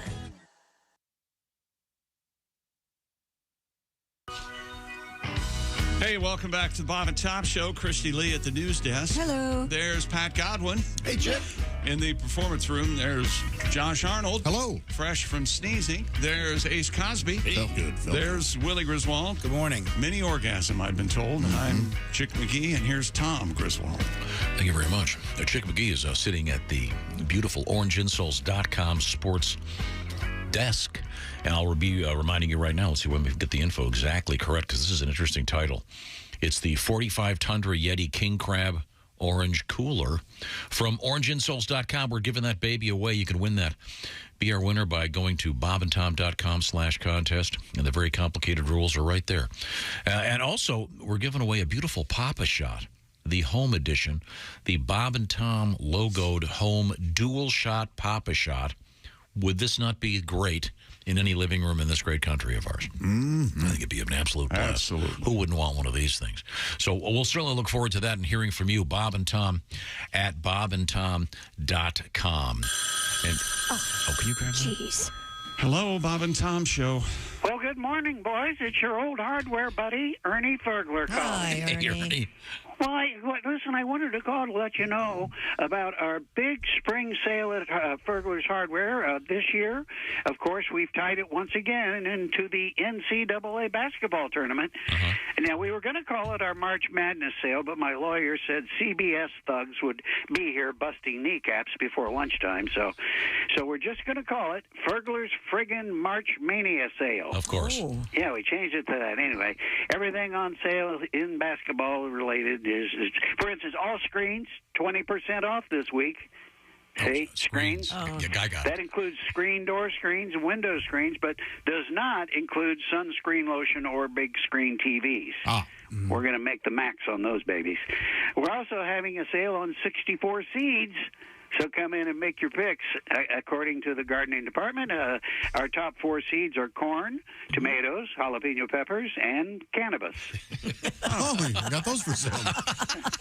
Yeah, the boys in the screen door department keep stealing all those. Of course, in our shelving department, you'll find brackets for sale. Oh, of course. As always, we've got the 24-hour return policy. So just go to customer service and complain if your bracket is busted. But remember, if you return too late, we'll keep the merchandise and your money, and you'll leave with nothing, just like in your office pool. A little relatable thing there. Our sale on all basketball-related items is bound to be a slam dunk. We've got posts on sale. We have buckets and a wide assortment of picks, both ice and rock to choose from. Okay, I think I've done enough. Hold on a second. No, Clarence, no. No, Clarence, I heard you, but I think advertising chain link as defense is on sale is a little bit of a stretch. Okay, now get back to work, would you? Good Lord, I got to run. I need a timeout to go change my pants. It seems there was a double dribble in my Sansa belt. Oh, darn. Makeup nurse, help. Thanks, Ernie. It's maybe time for Ernie to retire. Cannabis seeds available at Fergler's Hardware. Cool. How nice. Dear hosts of hostility, this email starts. We were at my daughter's volleyball game yesterday, and an older lady walked by wearing a vintage custom sweatshirt that had a photo screen printed on the front. The photo was of her 3 Pomeranians, and under it the names of the dogs, prominent in script, Rascal, Dusty, and Muff. Nice. That's from Matt in Kentucky. Because you were asking about the origin of the name Muffy. Dusty Muff. Dusty Muff. Here we go. This is Muffy origin, according to Mr. Grandstaff. Oh. Wow, that's a name. And that's a name to live up to. Yeah. Hope his first name is not Peter. I bet he owns a castle. So strictly speaking, short for muffin. Few girls have been given Muffy as a proper name in any era. When it was used, it was usually a nickname for Mary or Margaret or another traditional name. Okay. So does that answer your question? What about Peggy? Peggy's always been a nickname for Margaret. And I never got that. Well, I'm just telling you. How do you get Peg out of Margaret? Oh, I love this joke. It's not a joke. It's a question. She's just causing trouble. How do you get Peg out of Margaret? You pull real hard. That's right. I was thinking. Okay, now you asked, why do they end the movie Good Will Hunting with the song Afternoon Delight? Yes. Okay, now this says, good morning, Josh, from Ann. I'd give anything. If it's not from Gus Van Sant, I'm not interested. Yeah, it's not from Ben Affleck. Hi, Ann. I just watched Good Will Hunting last night. The movie ends with that song because when Will is being taken around to different therapists, he fakes being hypnotized by the one therapist and comes out of his hypnosis singing that song. Oh, okay. I'll have to see the movie again. Gotcha. That makes sense. Okay, thank you very much. Now, Christy Lee, once again, at the Bob and Tom news desk. But I think we have time to... Can we want to do our song, our pizza song, Pat? Sure. Once again, Ace eating nothing but pizza for the month of March. And Pat he has just a showed song. me a picture of a pizza cupcake. Available at Walmart. What? A pizza cupcake. What's basically it's the way this has mutated into absolutely nothing. It's pepperoni is really pizza in a cup. crazy. You're, as I said once, pizza's pizza. Not in the words of a great philosopher. Salad on pizza. Your God is too small. Similarly, your pizza is too small. Well, you can call anything a pizza then. Your idea, if you know will. what? I'm not going to eat anything but let's Careful. see. Vegetables and meatloaf coming up. That's all I'm eating. Oh, okay. Sure, I'll make a meatloaf out of a pizza, maybe. I don't know. Again, basically what you're doing. You need to embrace diversity, such as I do. Now, Pat, let's hear your new song. Ladies and gentlemen, pizza number 5. 5, 4, 3, 2, 1. We got 5 more pizza days, then we're done. Take the gang to the place around the corner. They want a DoorDash, but I really don't want pizza uno like I had last week. It must be deep, because it ain't cheap. I like Sicilian, thin crust, and margarita. The bigger the crust, the sauce is sweeter. You can dump that right there now. Little pepperoni on my pie. Little bit of salad as my side. Little bit of Parmesan's all I need. A little bit of cash from Tommy G. A little tomato dried in the sun. Extra mozzarella just for fun. A little bit of garlic and diced ham. Kiss me, I'm your mattress salesman. That's a little inside joke there. Dude. Mattress salesman. My breath Very smells like nice. pepperoni. That's hard to get in. Thank you very much. You did a great job. I stumbled a little. Okay, yeah, you did just fine. Coming up, the Christie League Getting Married Again song by many requests. We'll certainly look forward to that. And coming up in news, Christy? Well, we have body odor in the news, and we have, what else? Fruit roll-ups. Fruit roll-ups, and we have an owl in the news today. Who? And also, laughed like it was funny. Florida Atlantic are the Owls. Yeah. Very, very appropriate. That's all coming up. This is the Bob and Tom Show. Thanks for listening to the Bob and Tom Show this morning. The show is also out there for you on our YouTube channel. Watch and subscribe.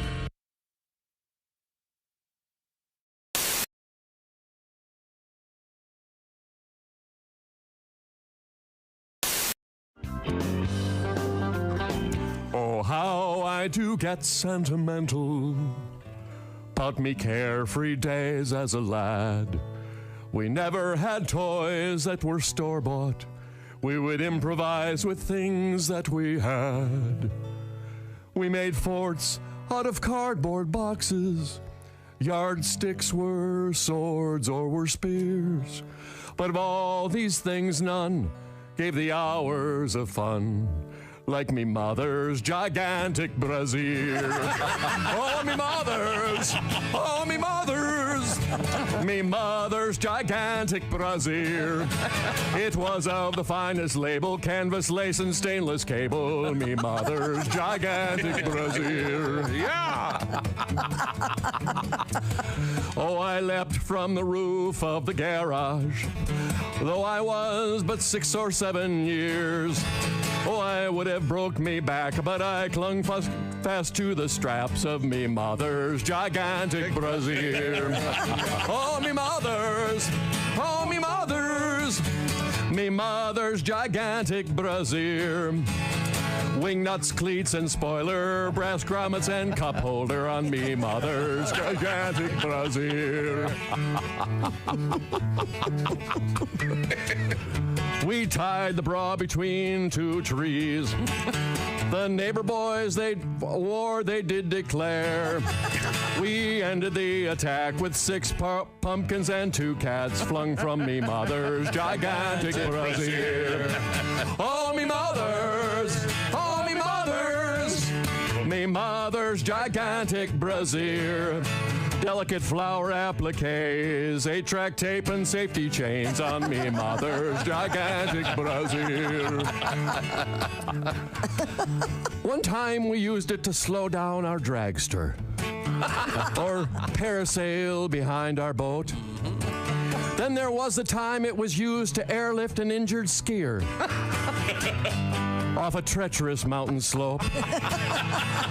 But most I think of my father's pride when wash day it was done, as he hoisted it up the telephone pole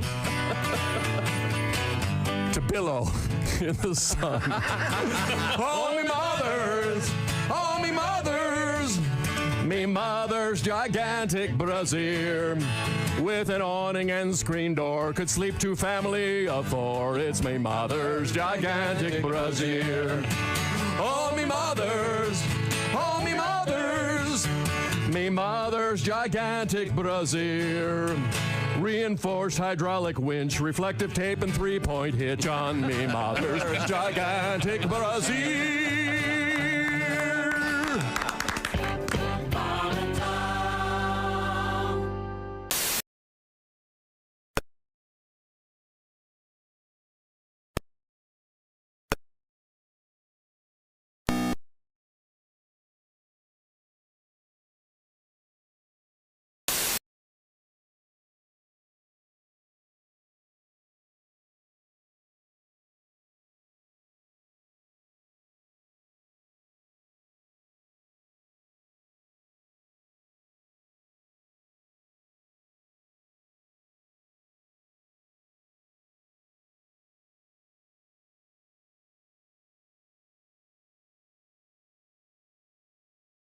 Take away beneficial insects that are sheltering there.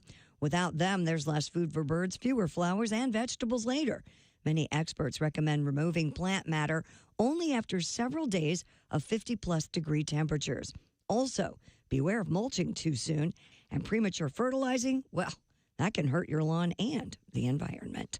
And that's your news. I'm Christy Lee. More of the Bob and Tom Show on the way. Hey, Shooter, it's Kenny Tarmac. Hey, we just landed. I'm an ORD, just got in from TPA through ATL. And hey, guess what else just landed? The Bob and Tom app. I know. Now, thanks to the Bob and Tom app, even if I have to go all the way from Foxtrot 20 down to Alpha 4, I can still listen live, see their videos, find an affiliate station, use the alarm, and even send a message. This is Kenny Tarmac signing off and reminding you, everything I touch turns to sold. Bob and Tom. 5, 4, 3, 2, 1.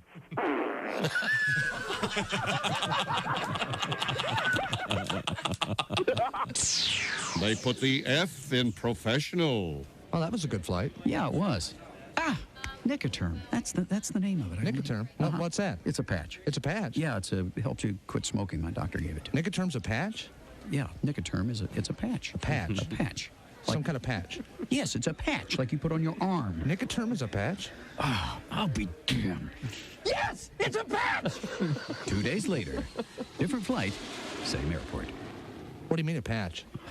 It's a patch. You mean like a cabbage patch? No. Like a briar patch? No. Like a patch of pirate wear? No. You mean like a patchwork quilt? No. You mean like a Clarence Carter No. patches? Why can't you understand this? It's a patch your doctor gives you that you wear on your arm. What do you mean arm? 2 days later, same airport, yet another flight. Now, let me get this straight. Nicoterm is a... Nicoterm. Guaranteed to help you quit smoking. I think it's a patch. Hi, this is Dr. Will Miller, and you're listening to Bob and Tom 24/7. And the announcer for the Super Friends, dead on too, by the way. I don't know who that guy was. Yeah, he was the guy who was after Ted Knight. Ted Knight did the original ones. Right. Meanwhile, back at the Hall of Justice, Jackie and Sarah and Monroe, get ready.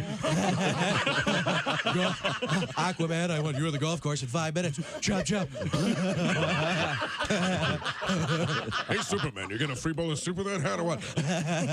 Talk to the judge. Are the stars out tonight?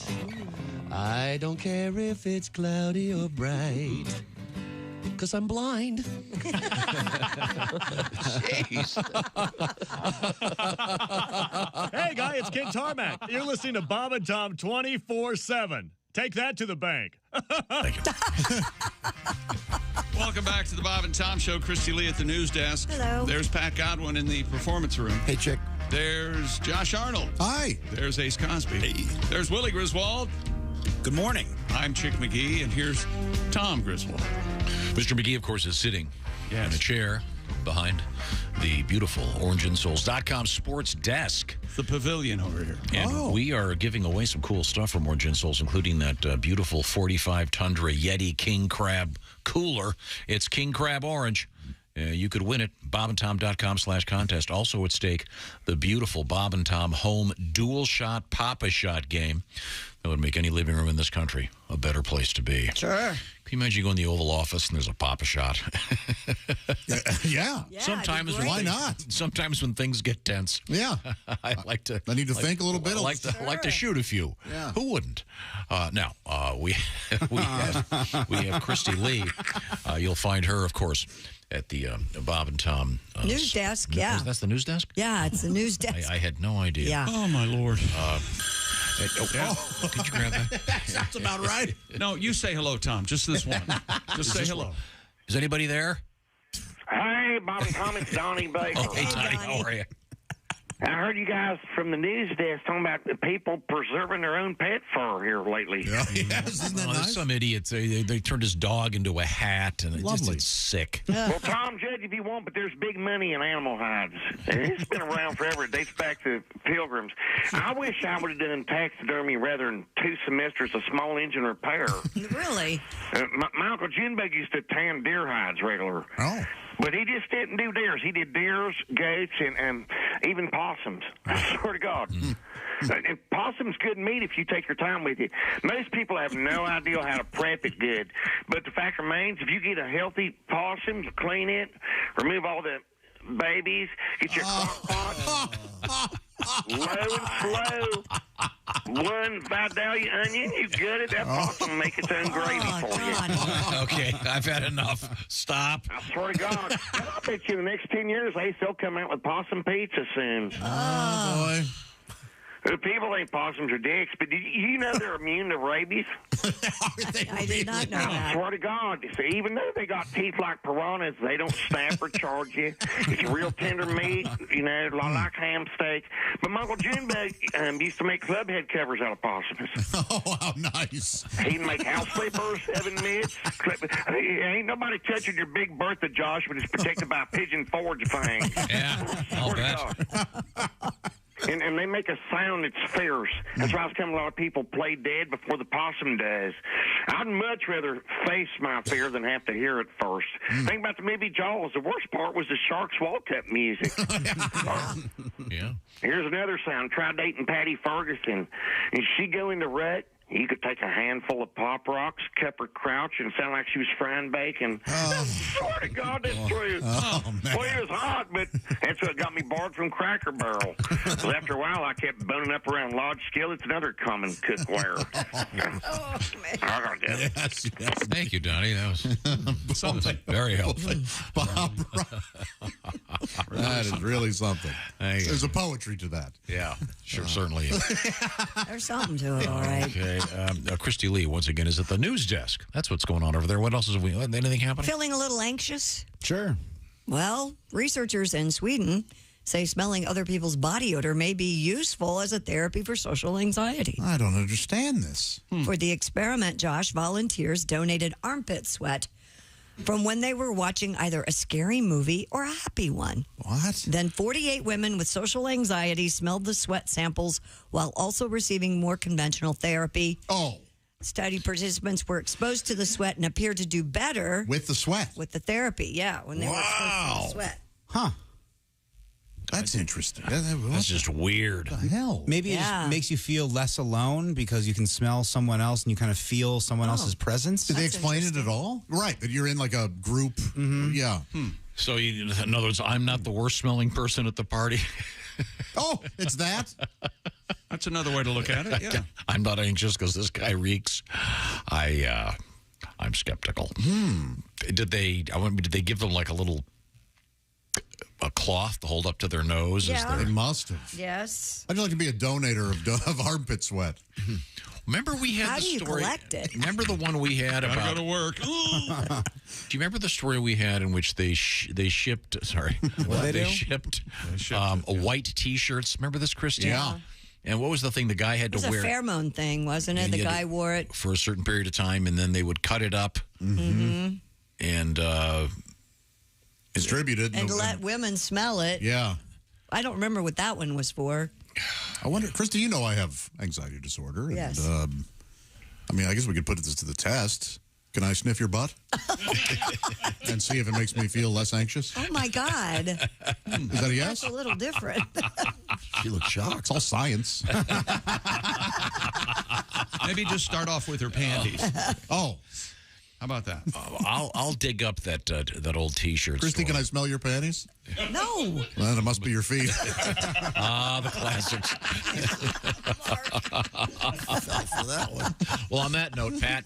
Yes. Once again, if anyone missed last week's show, they're probably not aware that Christy Lee has announced she is engaged. She's going to be getting married. Brava to you, Christy. And you've been a single gal for, what, 15, 16 years? 16 years almost over. Yeah. And we get the bats out of the that's almost more time than you were single the first go-round when you were born. That's more time. Yeah, almost. And longer than I was married 3 times combined. Well, okay. That's all perfectly right. good. Now, Pat has composed a song about this, and you've made the proper adjustments. I have, Okay, yeah. very good. Let's hear it. In case you haven't heard about Christy Lee, she's getting married to her guy Andy. When he proposed, she said, "What the hell's one more? Well, welcome to the family. Christy's husband number 4. Her first 3 marriages just didn't stick. Christy was 0 for 3 and tied with Chick. Now he wants to date and even up the score. Who will win the title? Chick's ex-wife number 4. They say half of marriages will end in divorce. That number seems too low. I need to find out the source. Our show is 9 for 9, including my 2, of course. Even Tom and we all know he's hung like a horse. Forget the odds. We wish you both the best. We know your love is gonna pass the test. But just in case it doesn't and your marriage takes a dive, may we suggest Josh Arnold for your husband number 5. Your husband number 5. Thank you very much, Pat. Okay, here it is, Christy. I found it. Okay. A website called Smell Dating. Oh, that's what it was, yeah. Matches couples by scent. Singles sign up and receive a white T-shirt in the mail they wear for 3 days and nights without deodorant or perfume. Before returning the shirts are then cut up and sent out to various people who smell the samples and select one that they like. When 2 people like each other's smells, the site provides the contact information to get matches in touch with one another. Isn't that What something? about the people, while they're doing this experiment, going to work, and people are like, why are you smelling so bad? I think it's interesting. They have one of these for women, too, where they can send their underwear to men, and the men can choose based on smell. Yeah, it's called Plenty of Fish. Dating site. I don't think that's... This is something... That's not what that is? I don't think that's right. This is something Tom has always talked about because of dating sites and dating apps, because you want to know how a person smells. Sure. You say that a lot. And I that could never do that. I'd like to, I'd have to hear. Well, and then we all have odors that aren't objectionable. Right. Yeah, to ourselves. Well, to anyone else, I would. But also, I remember reading somewhere that a scientist speculated that back in the days of the dinosaurs, the air smelled awful. Well, it was full of dinosaurs. You know? Yeah, there's piles of dinosaurs everywhere. Dinosaur farts. Have you ever smelled a I mean, dog? back in the day when Imagine a Manhattan had, 25,000 horses, you can only imagine the streets would stink. So Absolutely. So things are probably a little bit better now. Oh, like in Gangs of New York time? It must have just been a very smelly place. Yeah, so let's move forward here with Christy Lee at the news desk. Coming up, by the way, comedian Greg Warren. Alleged. And also coming up, Alleged that he's coming up or that he's alleged a comedian? comedian. Oh, okay. Jeez. Coming up, comedian Reno Collier. And I'll remind you that this Thursday morning, we're going to be celebrating the arrival of the Major League Baseball season. We'll be at the Hard Rock Cafe, Cincinnati. Show starts 6 a.m. Eastern Time, and we will have plenty of guests, including Drew Hastings, Haywood Banks, Duke Tomato, and the Power Trio, featuring the Brass to Mouth Horns, Donnie Baker, live and in the flesh. We'll be there. Should be a big-time fun event, and it's free to get in, so Hard Rock Casino, get there early. Have some fun. And we're looking forward to being there. I'll give you some more details on that coming up. We will have the, of course, annual commemorative poster on the house. So we'll Are those done? They are being printed right as we speak. Oh, but all approved and all set? Have you seen it? No, I was not haven't asked either. for my approval. No, Oh, it doesn't really matter. We found a picture of you that is suitable. Oh, okay. There you go.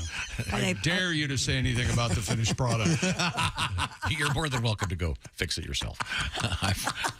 I'm too busy. No. What else is coming up, Christy? Well, we have fruit roll-ups in the news. We have an owl stuck in a chimney.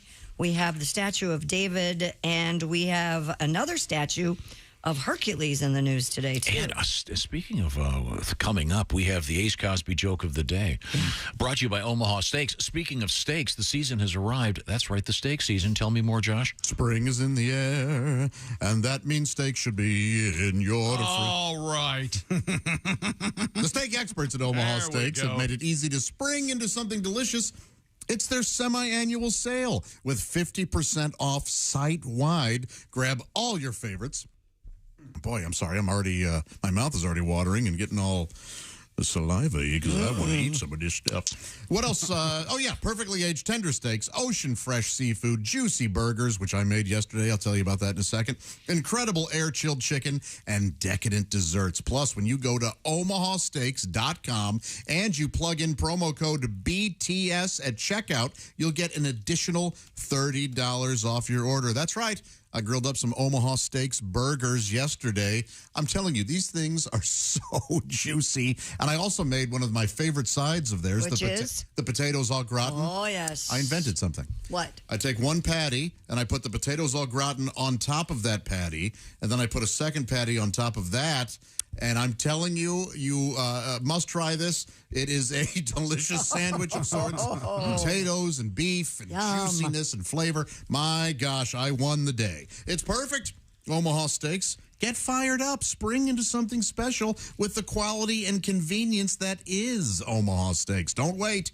Go to omahasteaks.com. Use code BTS at checkout. Take advantage of this deal, and you're going to want to hurry, because that half off everything, 50% off site-wide, only happening for a limited time. Omaha Steaks, they're ready to ship your order right away. Do not miss your chance to save. That's omahasteaks.com, code BTS at checkout. Get an additional $30 off when you shop their semi-annual sale today. Minimum order may be required, but that won't be a problem. You're going to want everything. Thank you very much, Omaha Steaks. Coming up, comedian Greg Warren. This is the Bob and Tom Show.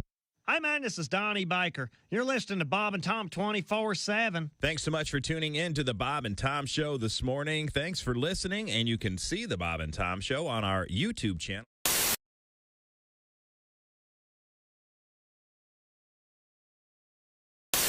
If you work on your feet all day, maybe you're a teacher, a waiter, a doctor, a nurse. Oh my gosh, you're running back and forth all the time. Maybe you're Noah back here that's working this camera who's running around. You need orange insoles in your shoes. The running shoes, insoles, a little floppy. Look at that. Sturdy. Hold you up, support your weight. The proper way. Orangeinsoles.com. Check them out. Plus, you can win this Yeti. Think of all the things you can do with this. First off, you're going on your wonderful hikes and you can't wait to get back to your campsite, camping in the beautiful wilderness. And your river rat friends are not going to be able to steal this Yeti cooler because you'll be able to see it. Check them out today, orangeinsoles.com. Feel better, do more. You get free shipping in the U.S. Plus, they have bundle and save options, so save some money. And if you sign up for text messages, you're going to get 10% off your entire order. Why are we still here?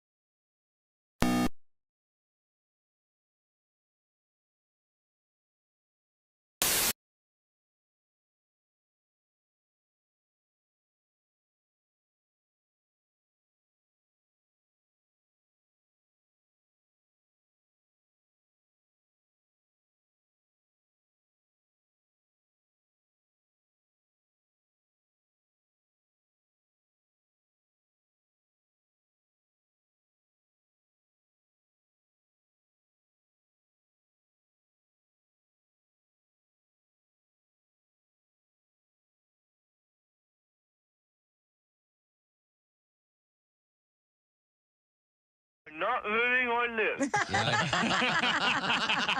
can tell. We can tell. I can tell your lips are pretty still there. Jerry, what's the name of your partner? Timmy. Timmy? It's Johnny. Can Timmy? Can Timmy speak into the phone? Hand him the phone.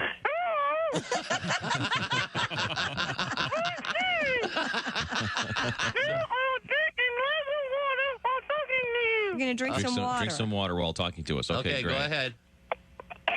I'll have to call you back. Hello, this is comedian John Evans, and you're listening to Bob and Tom 24/7. Right now, we've got Burt Chalice as our guest. Did you drive here from? Yeah, I drove over and no longer driving my Yugo. You know, I had got rid of it? Yeah, I got a Yugo for a while because I bought a Yugo because I had the coupon. Sure. And it's not much of a car. You turn up the radio, the car stalls.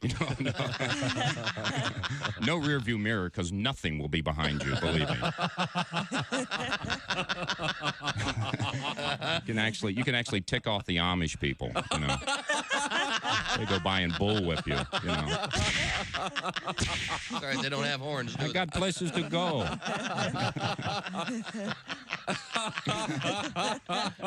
I don't know if you know this or not. If you ever get behind the Amish, those horse-drawn carriages, they usually have that orange triangle sign on the back. Mm-hmm. I found out if you fire a softball and hit that sign, you dunk the driver. You just lose him. It's a great little highway thing to do. That's a nice little trick. Morning laughter just might be the best medicine. If you want to turn your daddy parts orange, eat some Cheetos and watch some porn. Bob and Tom 24/7. A man claimed he couldn't help himself when he guzzled 7 bottles of a spiked lemonade drink in the aisle of a supermarket. A 43-year-old Wisconsin man told police he was a recovering alcoholic and had been sober for 16 months before being driven to drink and downing the bottles of Jack Daniel's Lynchburg lemonade in 15 minutes and placing the empty containers back on the shelves. He was cited for retail theft. Oh, so he'd go grab one, drink it, walk around the store, then go back and put it back. No, he did it all in 7 bottles in 15 minutes, Tom. He had to just plant himself in the liquor aisle. He must have had an opener with him, I guess. Mm-hmm. Or there's probably a twist. I wonder what triggered it. Was there something that he had seen in aisle 4 that bothered him? His wife. We have also Matt Fulcher on here. Yeah. And Matt, what do you do for fun? What do you skateboard? I like to go in a liquor store, which sounds fun, right? Mm-hmm. And I get like a miniature vodka like this big. And when I'm handing the guy the money, I'll be like, "Yo, I'm getting messed up tonight. You got paid about this bitch." Something fun to do. If you want to try that. Oh, yeah. I haven't done that, but I'm doing going it to. tonight. Oh, yeah. Damn, Do it tonight. I'm doing it. It's Friday, man. That's right. So, Mark, you're a single guy. Yeah, I tell you, though, it's tough because I got these neighbors behind me. Really? My neighbor, Gail, very... Gail? Gail is a woman who just moved. Her bedroom wall is right behind mine, and she has a new boyfriend. Mm-hmm. And I found this out. His name is... Essential morning radio. All day and all night. Really? No, seriously. Really? Bob and Tom. Side. Hey, welcome back to the Bob and Tom Show. Christy Lee at the news desk. Hello. There's Pat Godwin. Hey, chick. In the performance room. There's Josh Arnold. Coffee's good this morning, Chick. Cup of Joe. What What's flavor up? you got? There's Ace Cosby. Howdy. There's Robust, Willie Griswold. but unassuming. Robust. I'm Chick McGee, and here's Tom Griswold. Hello, Tom. Picture that guy urinating into the coffee pot. No, where was that? Oh, okay. That was a video, wasn't it? Yeah, some office. They caught it on the security camera. You talk about a cup of Joe. He doesn't have 2 cups at home. Thank you very much. We're going to talk with comedian Greg Warren. There he is, back at his home. Son of a gun. The blue-eyed man, handsome man, fresh from his gig at Dr. Grins in Grand Rapids. How was your weekend, Greg? It was outstanding. Yeah, I had a great time. Excellent. Good. Well, good. Well, now, how about you guys? Willie, how was the headlining gig, Willie? It was great, man. Thank you for asking. We had a lot of fun. Appreciate that. Awesome, dude. That's now, really cool. if I'm correct in saying, it looks like this weekend, Greg, you're at Uncle Vinny's in Pleasant Point, New Jersey. Yes. Yes. Yeah, is he having you for dinner, or are you going to do stand-up? How do you want to be paid? White or green? Did you say white or green? That's right. Man, when I was in Dr. Grin's, there was a bunch of Michigan State fans, and I asked him, I go, hey, what's your cheer? You know, and they said, go green, go white, and I was like, you might want to be careful with that go white one these days. I don't know if it's just be careful with that one. Yeah, sure. Thank you very much. We're not real popular these days. People hate us. Now, we have a big show coming up this weekend. Speaking of Grand Rapids, not too far away is Saginaw, where you'll find at the Dow Event Center Josh Arnold, Kostaki Economopoulos, and Pat Godwin. That's coming up this Friday. Wow. But let's get back to Greg. What's on your mind, Greg? Well, Ace, when I was in the studio last week, asked me to do a segment about pizza, given what he's going through these days. Yeah. And what all our listeners are going through. Yeah. What I'm going through. A month long of lies and manipulation and Yeah, poor Pat working double time. Yeah. Overtime. Double time when he goes fast. Little music joke. So, there was a lot of sort of pizza-like foods, not exactly what we call pizza, going way, way back. 6th century BC, Persian soldiers under Darius the Great ate baked flatbreads with cheese and dates off their shields. Really? Huh. That's pretty close to pizza. Yeah. Yeah. In my opinion, there was only one Darius the Great. Yep. When the sun comes down tomorrow, let her be. Darius Rucker. Hootie, of course. Yeah. Right. Take my hold my hand. Yeah. Absolutely. The pizza that we sort of know came from Naples, part of the Campania region in Italy. Which sounds a little like nipples, by the way. Naples? Yeah. Very close. Very similar sounding. Doesn't really. Always makes me giggle. Really? Just a vowel, right? Those are the things at the center of boobs. Yeah. Naples. Nipples, huh? Yeah. Naples is Italian for nipples. I'm just helping Greg out. Yeah, he's a big help. That didn't derail the whole show or anything. No. What are you doing? A lot of there are a lot of working poor in Naples back in the day. They liked pizza. They liked bread with stuff on it. The name for working poor in Italy is Lazzaroni. Ah, that's what you call poor people in Italy. Huh. Really? In Asia, rice-a-roni, I believe, is the name. What are you, nuts? No, rice-a-roni is the San Francisco treat. of course it is. San Francisco treat, I believe. You remember how you started this with the white's not real popular right now? Oh, yeah. You're not helping. Yeah. Go ahead. Oh, boy.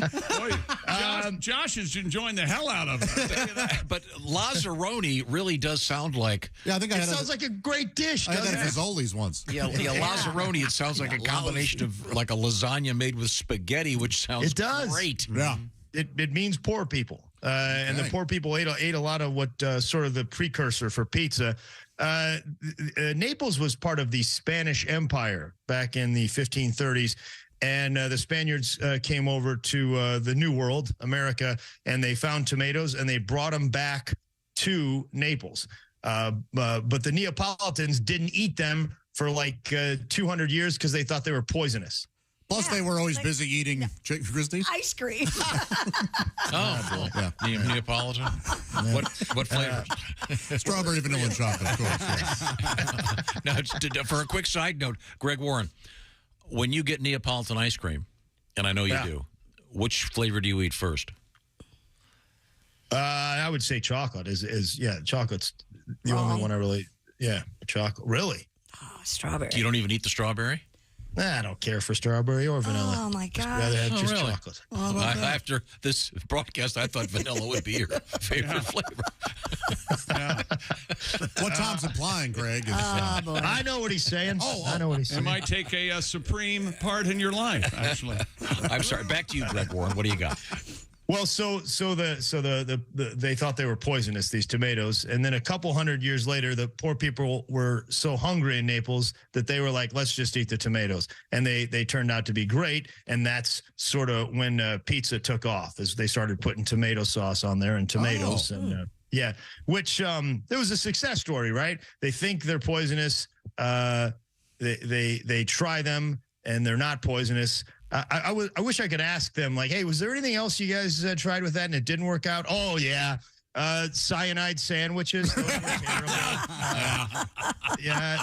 Nerve gas soup. That was a terrible dish. That is terrible. Arsenic salads. None of that stuff was worked out. Although I understand some of the mushroom pizzas took a few people out. Oh, yeah. You got to be careful. Others had a good time. Cobra Pops. What did he say? Cobra Pops. Those did not go well. Made with real snakes. Yeah. That's terrible. Well, but though, Greg, tomatoes kind of are poisonous. Aren't they a nightshade? And they are sort of poisonous to us, but not enough to... It is a nightshade. I had not heard that. Yeah, I didn't know that. Some people say we shouldn't be eating them, but... Well, some people say it's a lectin. A lot of stuff. It is a lectin, you know. Well, don't get all smart on me. I didn't even vote. I don't know who the hell elected them. I can feel my IQ dropping. Yes. Just sitting here. 1830 was the first pizzeria. It's in Naples. Antica Pizzeria Port Alba. That's Italian for Big Caesars. It's still there. It's still there in Naples. It's between two. Yes, you can go there. It's between two bookstores, kind of unassuming, and the oven is lined with lava rocks from Mount Vesuvius. Wow. Awesome. Yes. Yeah. Go down there. What's it called again? I'm sorry. What's it called? Pompeyes. No. Popeye John. Antica Pizzeria Port Alba. Slow down. That's an excellent build of a joke there. Pompey John's. Yeah, that's very funny. Little Pompeii. Yeah, we joke. got it. That's pretty good. Sorry, Greg. Didn't mean to. In the 1830s, famous inventor Samuel Morse went and visited Italy, and he said that pizza looks like bread reeking out of the sewer. Ooh. Not a fan, huh? Yep. What he actually said was dot, dot, dash, dot, dot, dash, dash, dot. I hope his wife's name was Dorothy. dot, dot. What?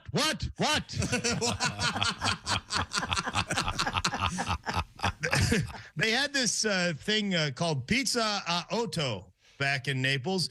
That means a pizza of 8, which means basically you could get a pizza and you didn't have to pay for it for 8 days. Oh, my gosh. Pretty cool, huh? Yeah, it's like the Popeye thing. Yeah. I will gladly pay you Tuesday for a hamburger today. Right. I'm glad they didn't have pizza a otto in Columbia, Missouri when I was in college. I would have been in the rears. Absolutely. Yeah. I would have gotten my legs broken over some pizza. Greg Warren, you know what today is? What's that? Day number 9. It's not pizza, it's Otto, not the pizza nannone, huh? Hey, which limb is the most useful in a wrestling match? Sounds like DeMarco, right? I took a couple of liberties, Pat. Tell me when you're Craig. Let me. This is the sort of the legend about pizza and Neapolitan pizza. So there was Italian unification, and in 1889, King Umberto and Queen Margherita visited Naples, and Queen Margherita was sick of eating like French gourmet food. you only have so much butter, I guess. And she commissioned this place, Pizzeria Brandy. They said, hey, she said, make me a bunch of pizzas. I want to see what I like. And she liked the pizza. You can't refuse. Exactly. She liked the pizza that had basil, mozzarella, and tomatoes on it, which is red, green, and white, which is the Italian flag. Right. And that is how we have margarita pizza today. Wow. My favorite pizza. I've always wondered why it was called margarita. Me too, because it doesn't taste like tequila at all. Yes. Very simple. Well, unless you do a shot of tequila. Yeah. Here's the thing, though, guys. There's some people that think that story is a little too convenient. Like almost everything I tell you guys on these reports, there's somebody later that says, no, that didn't happen. That's just something that somebody made up. But the story sounds good, so people stick with it, which leads me to believe we could just make if we come up with some good stories, we could just change the face of history. Sure. What do you want to do? What story? Well, I tried one here. All right. I tried an origin story. If we go with this, okay, so stick with me.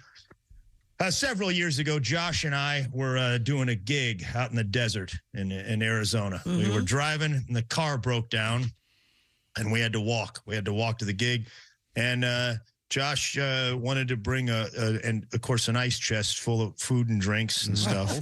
You need provisions. Right, you got to have provisions. But Josh, he's a little cheap, and his ice chest, not a good ice chest. It wasn't a Yeti. It was a Sweaty.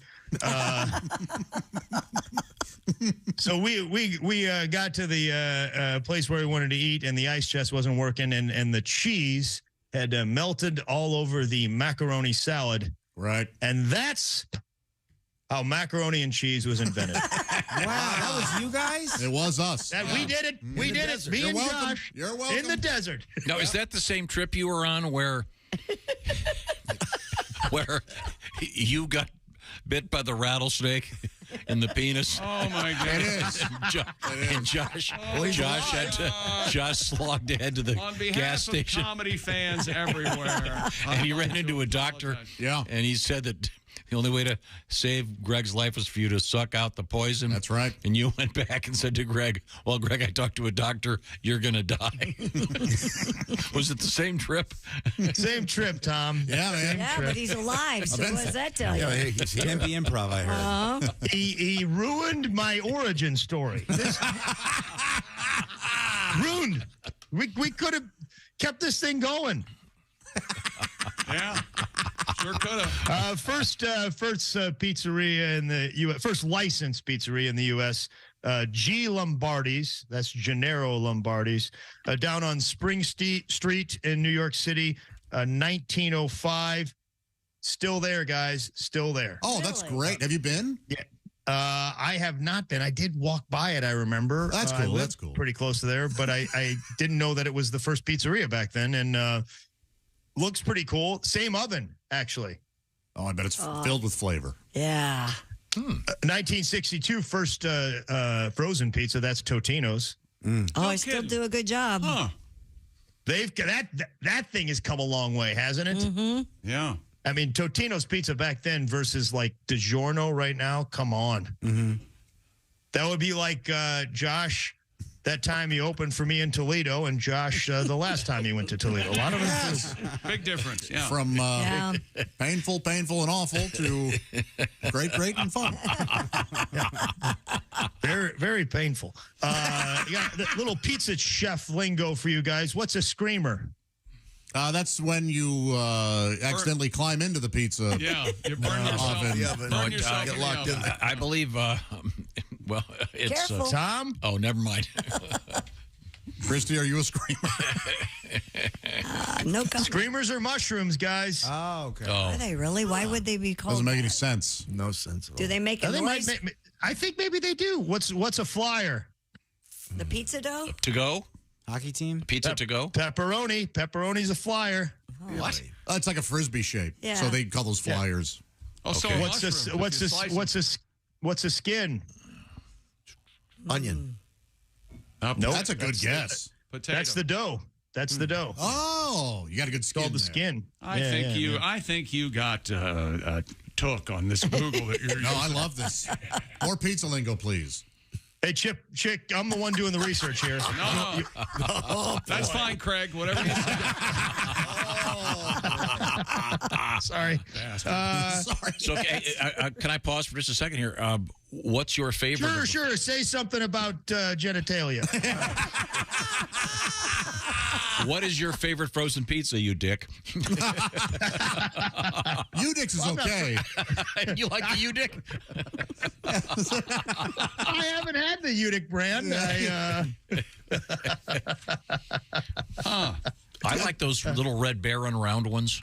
Those are good. Yeah. Oh, yeah. As opposed to the little Red Baron strip ones. Yeah. Pizza strips sounds like a good idea. They do a French bread pizza that ain't bad. I'll tell you that right now. Yeah, those are Greg, good. Stouffer's. Our traditional pizza, your Pizza Huts, your Domino's, your Papa John's. What style of pizza is that all based on? Is that based on Napoli's or whatever, or is it margarita? Or I think we already margarita. Margarita is mozzarella, basil, and tomato. So not that really. And it's actually like regulated in the EU. Like you have to have I can't remember the name. I'll find it here in a second. Change the subject, Senator. Just answer my question. I have no recollection of that. What's the number one pizza chain as far as amount of outlets in the U.S.? Oh, number outlets. Domino's. It's Pizza Uno. Pizza Hut. Pizza Hut is number one. Oh. Domino's number two. Who's number three? Papa John's? Papa J? Caesar's number three. Papa John's 4. Papa Murphy's is 5. Is that the half baked? That's where you cook it yourself. Take and bake. They're very good. You finish it. They are, but then it's piping hot. It's delicious. Yeah, I love those. Marco's is 6. No. And then Jets. After that, Chick, you like Jets, right? I like the Jets. Yeah, they're good. Yeah, good stuff. Yep. What's the number one topping, guys? Pepperoni. Cheese. Pepperoni. 36% of pizzas in the U.S. is pepperoni. Wow. So cheese isn't considered a topping. It's just That's there. right. It's a given. It's part of the Come on, foundation. Christy. You've ordered a plain pizza, haven't you? Of course. Just the crust. No, cheese. I bet you have. Yeah. I like the pizza. No crust. My assistant coach when I was in high school, the Mad Dog, didn't like cheese on his pizza. What? He is a mad dog. Crazy. Yep. No cheese. No cheese. Oh. Breakfast causes cancer. You guys want rubbers? I'll buy you rubber. That guy sounds amazing. You know the Mad Dog. I want to know the Mad Dog. Can we meet him next week? Can we do your wrestling history next week? That was great. Greg Warren is our guest. By the way, Greg is on his way to Uncle Vinny's in Pleasant Point, New Jersey this weekend, Friday and Saturday. Then be looking for him around the corner in Dayton, Ohio at the Funny Bone. Friday, April 21st and Saturday, April 22nd. Also, he'll be in Des Moines, April 28th and 29th at the Funny Bone there. And April 14th, he'll be at H&R Block. It's a tax day joke. We have fun.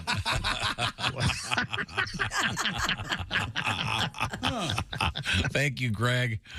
It's fascinating stuff.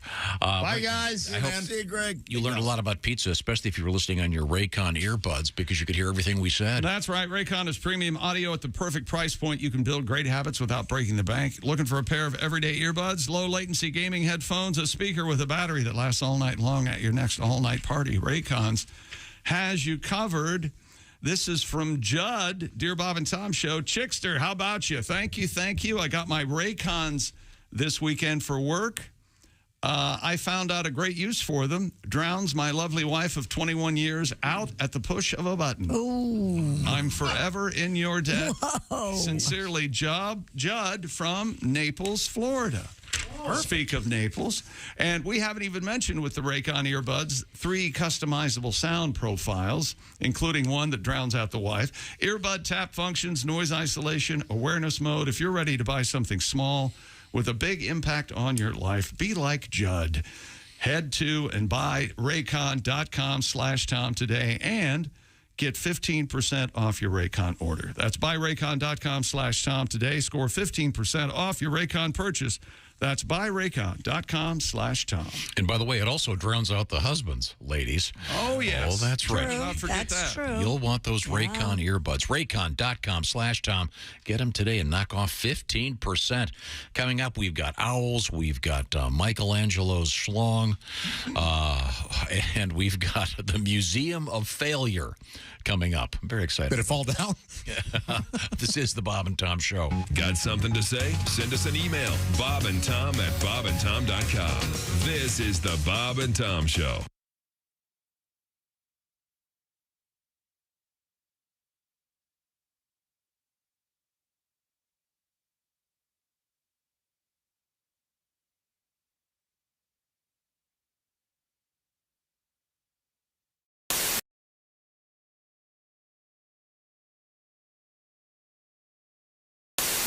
Now, when you first got out of the Marines, didn't you have to be an usher like at your sister's wedding or something? What was that story?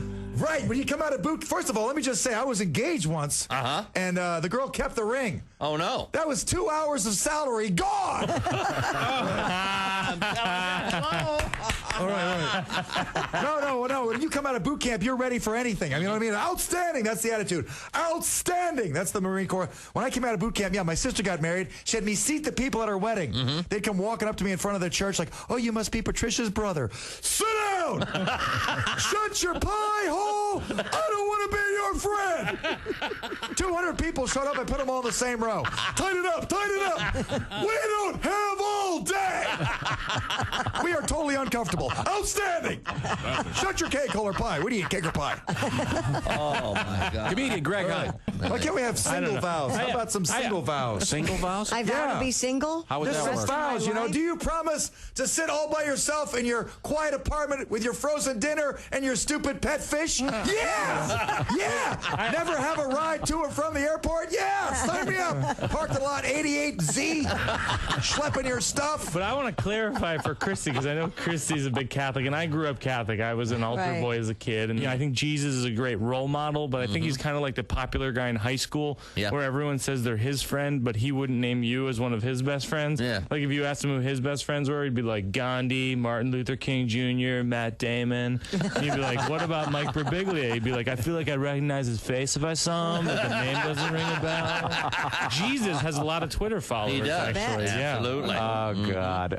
You know what? Let me tell you something. I'm gonna have a wedding agreement I'm putting together right now. I've been writing it over here. The girl's gonna have to sign this before I get married. Okay. Number what do you one, have? at no time will your rear end be wider than your shoulders. Okay. Number two, your eyebrows will number 2. Normal size, not super skinny or painted on, thus reflecting mental illness. It's all making good sense so far. So far, keep going, We will have a dog for me to play with and for you to care for. Same with children. By the way, Greg is serious about that. We have had that conversation where you don't say that in joke form. No. You don't do your rah, rah version where you've said to me, I want a girl to marry who we can get a dog and she'll take care of the dog when I go on the road. And that's one of your prerequisites. And pick me up at the airport in your SUV. You've had this conversation. Why limit it to an SUV? Why not a limo? Because you want to drive it. Limo's a good idea, Bob. Good idea. I like limos.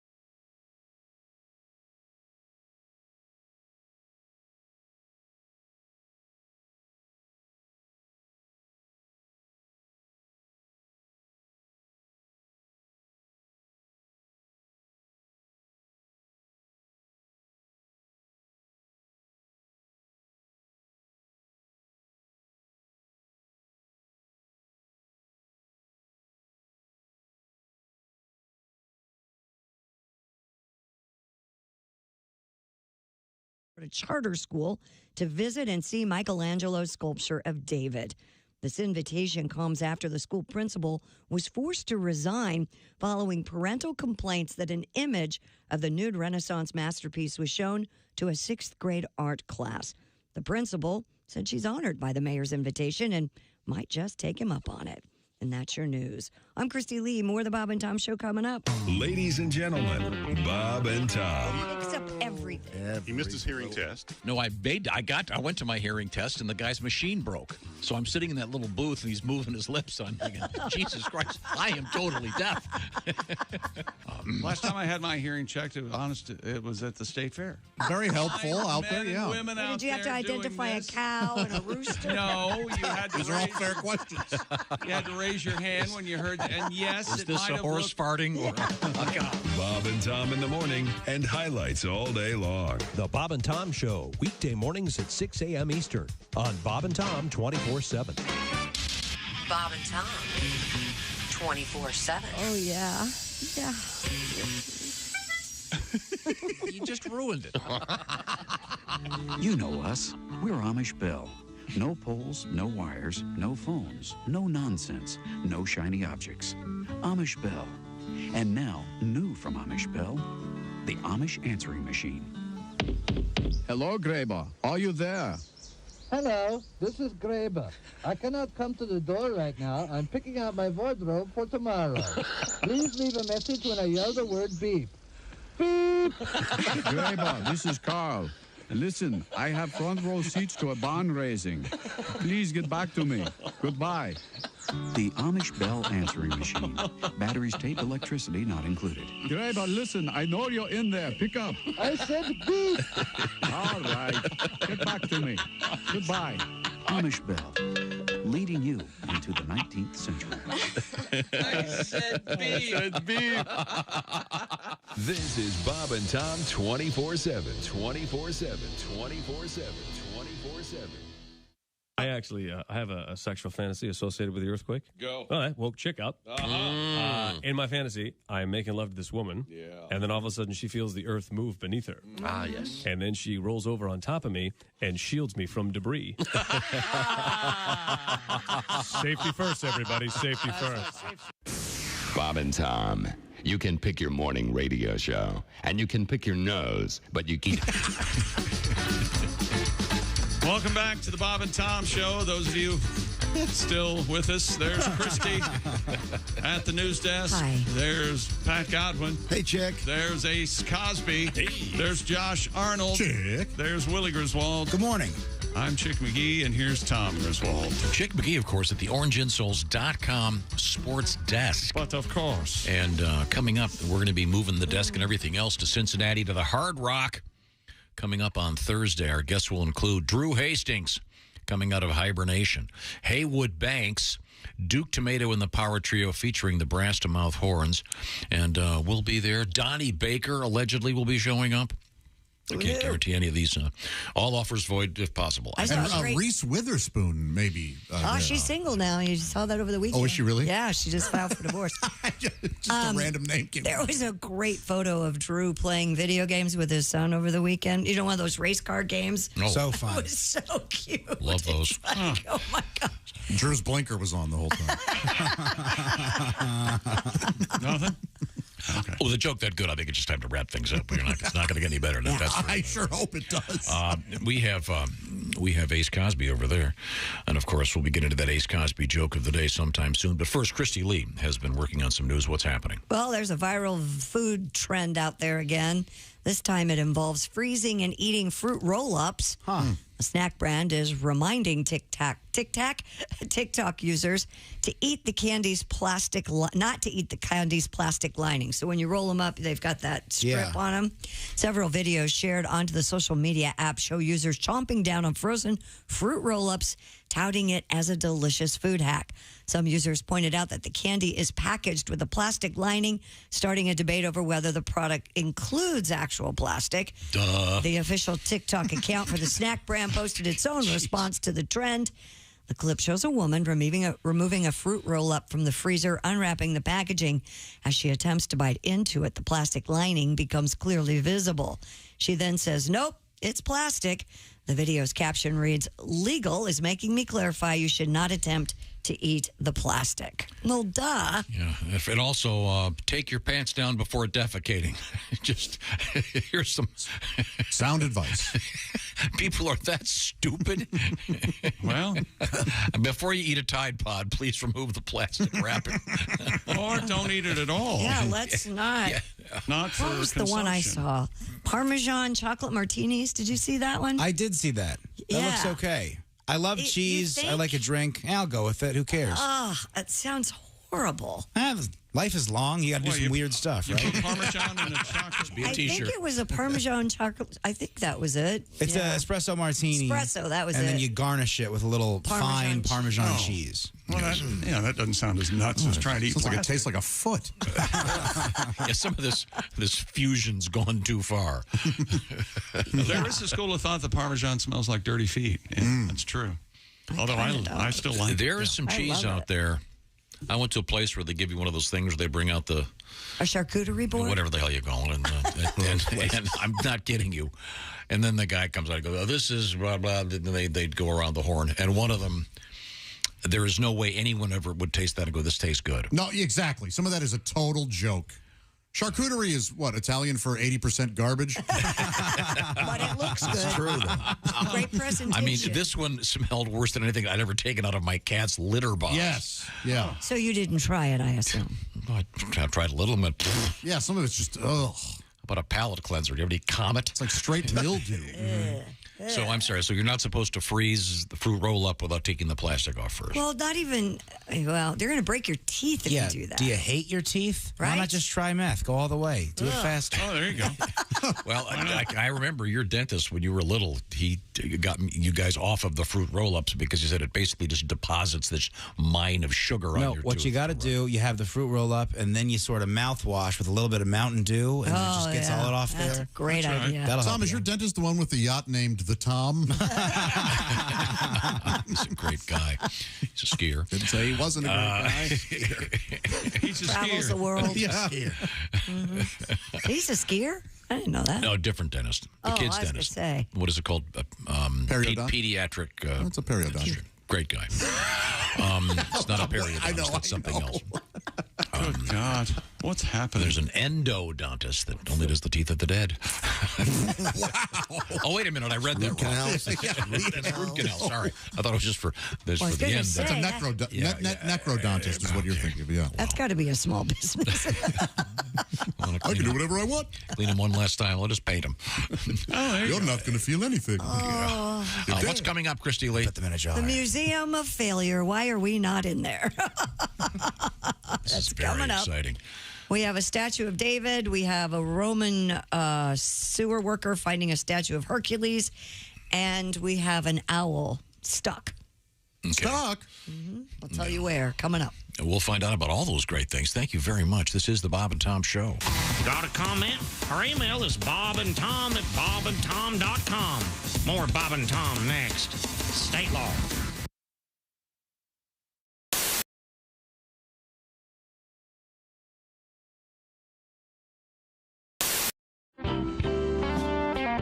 Doug Stanhope is with us. Let's see, we've established a few things. Doug is a single man, but he's living with a woman in sin. Her name is Bingo. Her nickname, yeah. They live in, is it Bisbee? Christy felt the need to. You know, I got a great bingo story, but I like her. She's got a really careful, conservative side of our family that listens to your show, and I have a great story, and I can't tell it. Oh, that's too bad. Well, she's Let me very just say nice. this. We I have did met Bingo. She's very nice. Yes, she's very nice. And We did a charity poker event in Miami last week. This is the card game. Yeah, with porn stars and me.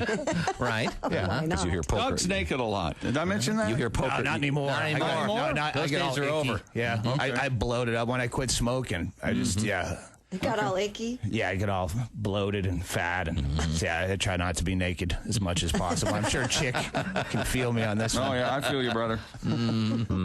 Anyway, the only point of my story is if you're gonna If you're going to have a threesome in a sleazy Best Western in Miami with a giant pile of stepped-on blow with Ginger Lynn, do it in 1983. That's all I'm saying. That's all I'm saying about last weekend. Fair enough. Yeah. Good to know. Yeah. Didn't work out. Didn't work out well. She's nearing 50. Hey, wait a Things minute. I should have done as a kid. You know, why did I finally do this now?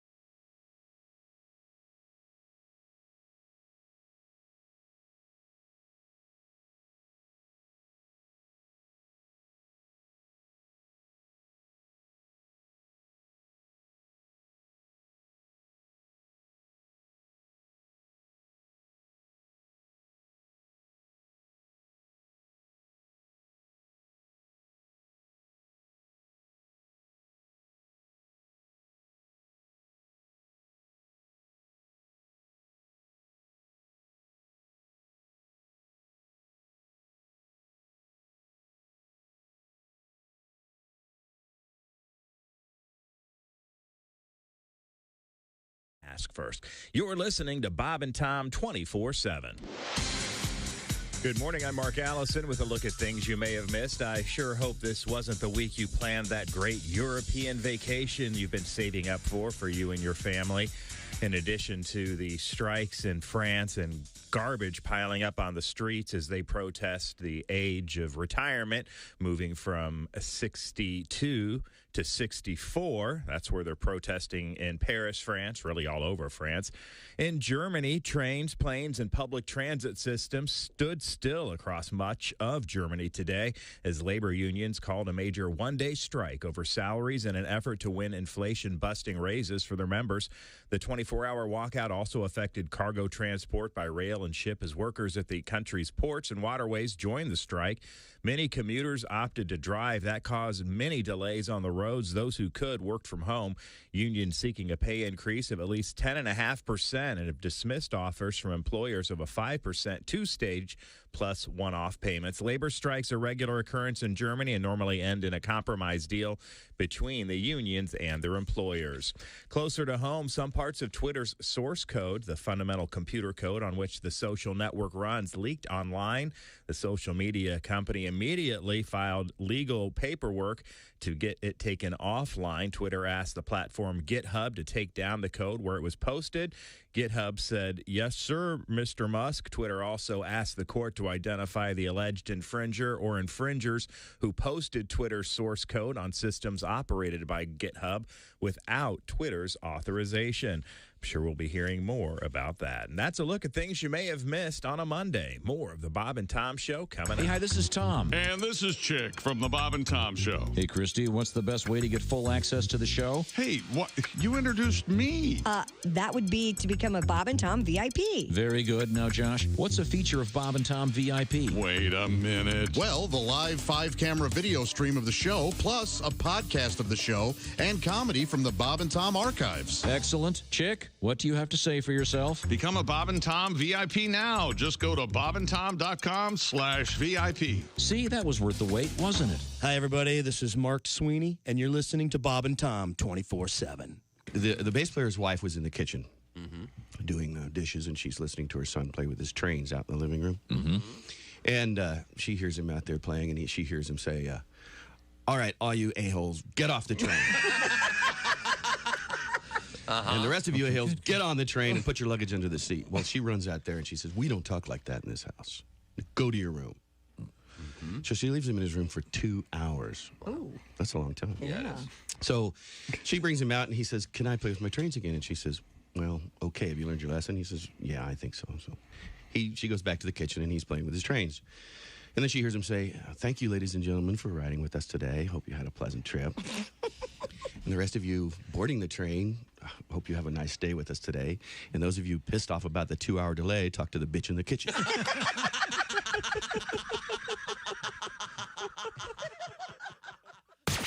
You're listening to Bob and Tom 24/7.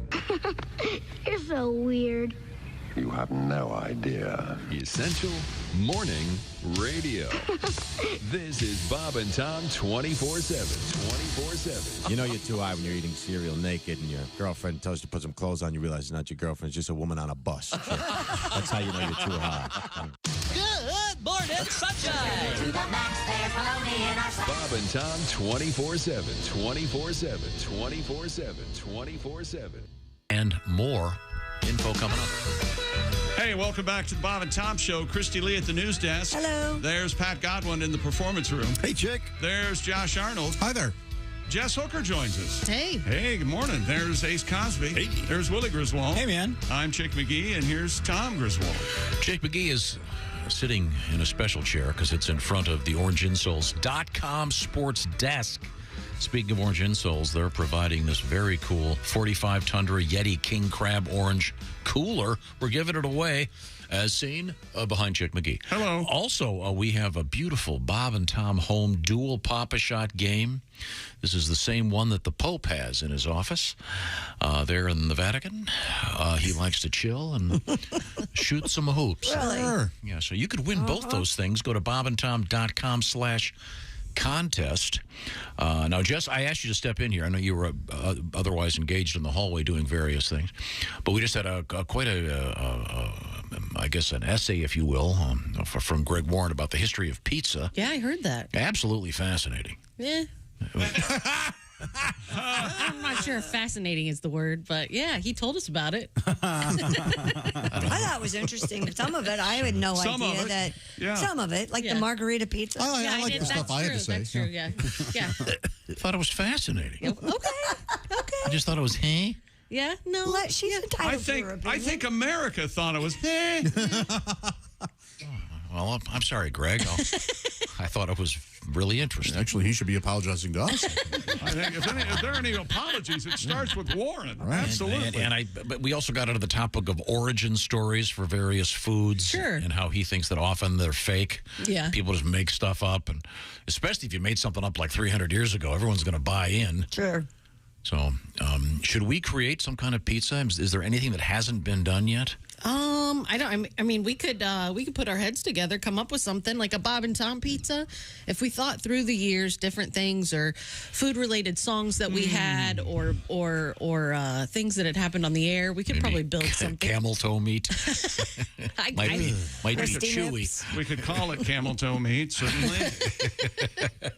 I would imagine camel this time of year. I think Josh can back me up on this. It's hard to get. It is very, very hard. It looks like it would be a tough meat, doesn't it? Yeah.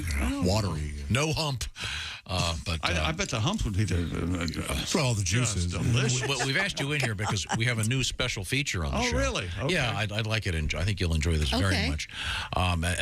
Coming up, of course, it's the Ace Cosby joke of the day. But first, Who's that sexy man with a deep voice? Chick McGee, here he is with his fart of the day. Oh. That was Chick McGee's fart of the day. Thank you very much. That's just precious. Makes just as much sense as the joke of the day. Who's that sexy man with a deep voice?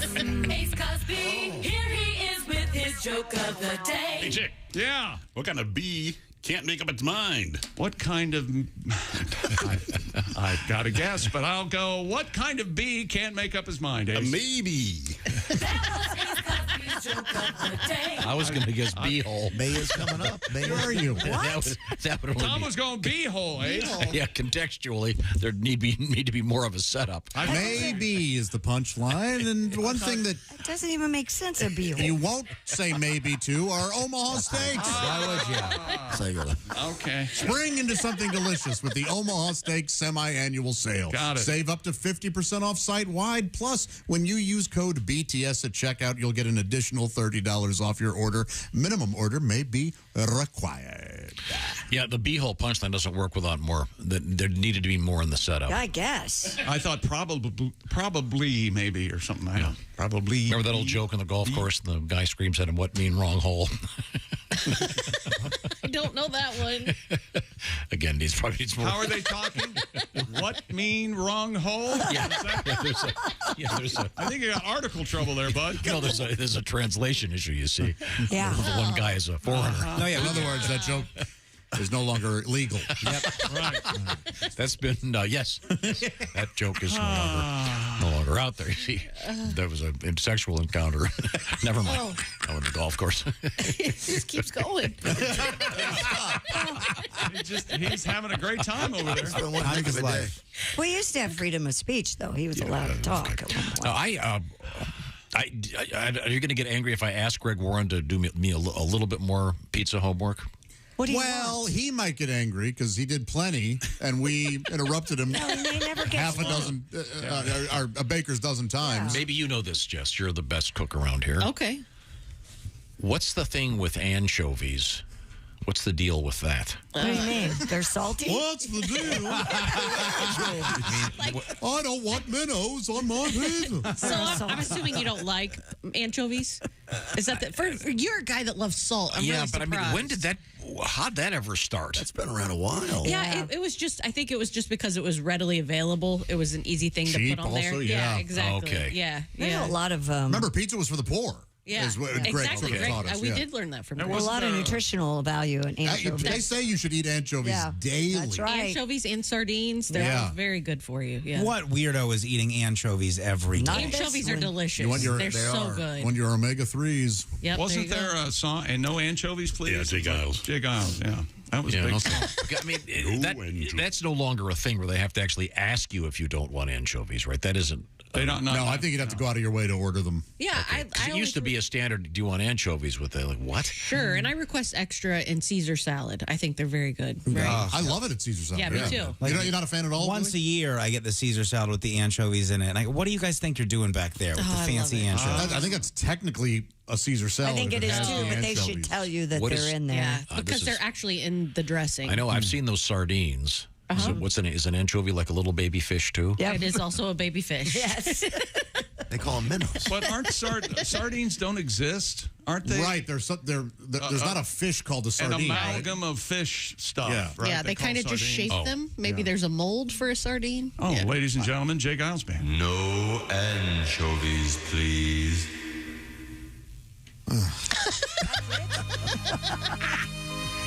Oh, that's right. It was a ballad. Spoken word. Oh.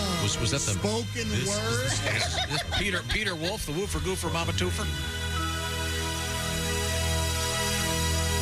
Give him a chance. While waiting for her husband. I'm out. Nope. I remember this. Hard pass. I remember this. There's got to be While other waiting music for we can her listen to. husband. As she spreads the tiny fish across a piece of lettuce, No. she notices a small. That is weird. Just art weirdos. Yes. Bands, you don't have to be weirdos. It's the last song on, I think, Love Stinks. Oh. Well, That stinks. So it's called album filler. Now we do have an update on the Greg's point that they were growing tomatoes in Italy for 200 years before they tasted them. Yeah. Because they were considered they were poisonous. This says in the Middle Ages tomatoes were thought to be poisonous because many aristocrats died after eating them. Much later they realized it was lead poisoning from the acids leaching lead from the pewter plates onto the tomato. Oh, no kidding. Okay, that would make sense. Whoa.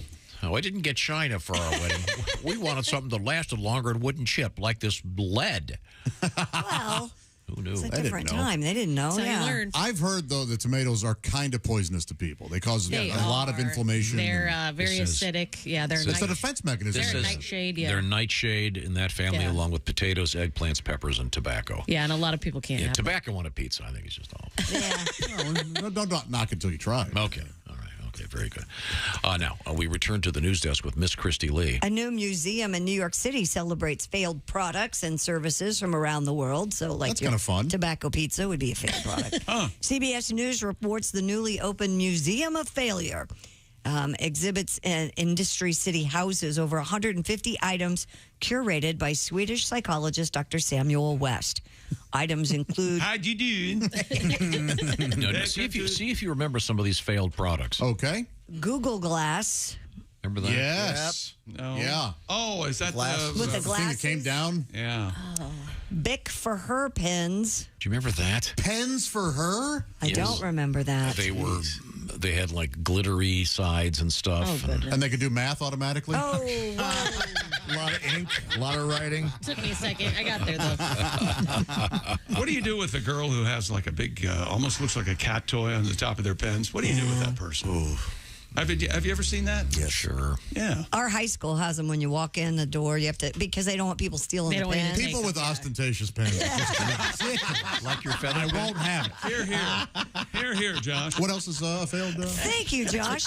The now discontinued Segway scooter is in the Failure Museum. That thing didn't fail. That inspired mall cops across the country. It failed for the inventor. Oh yeah, no, the guy that owned the company, the guy that bought the company, inadvertently drove it off of a cliff to his death in England. I'm sorry, irony is really a hell of a thing. It's very tragic. But before I hope he goes, hey, check this out.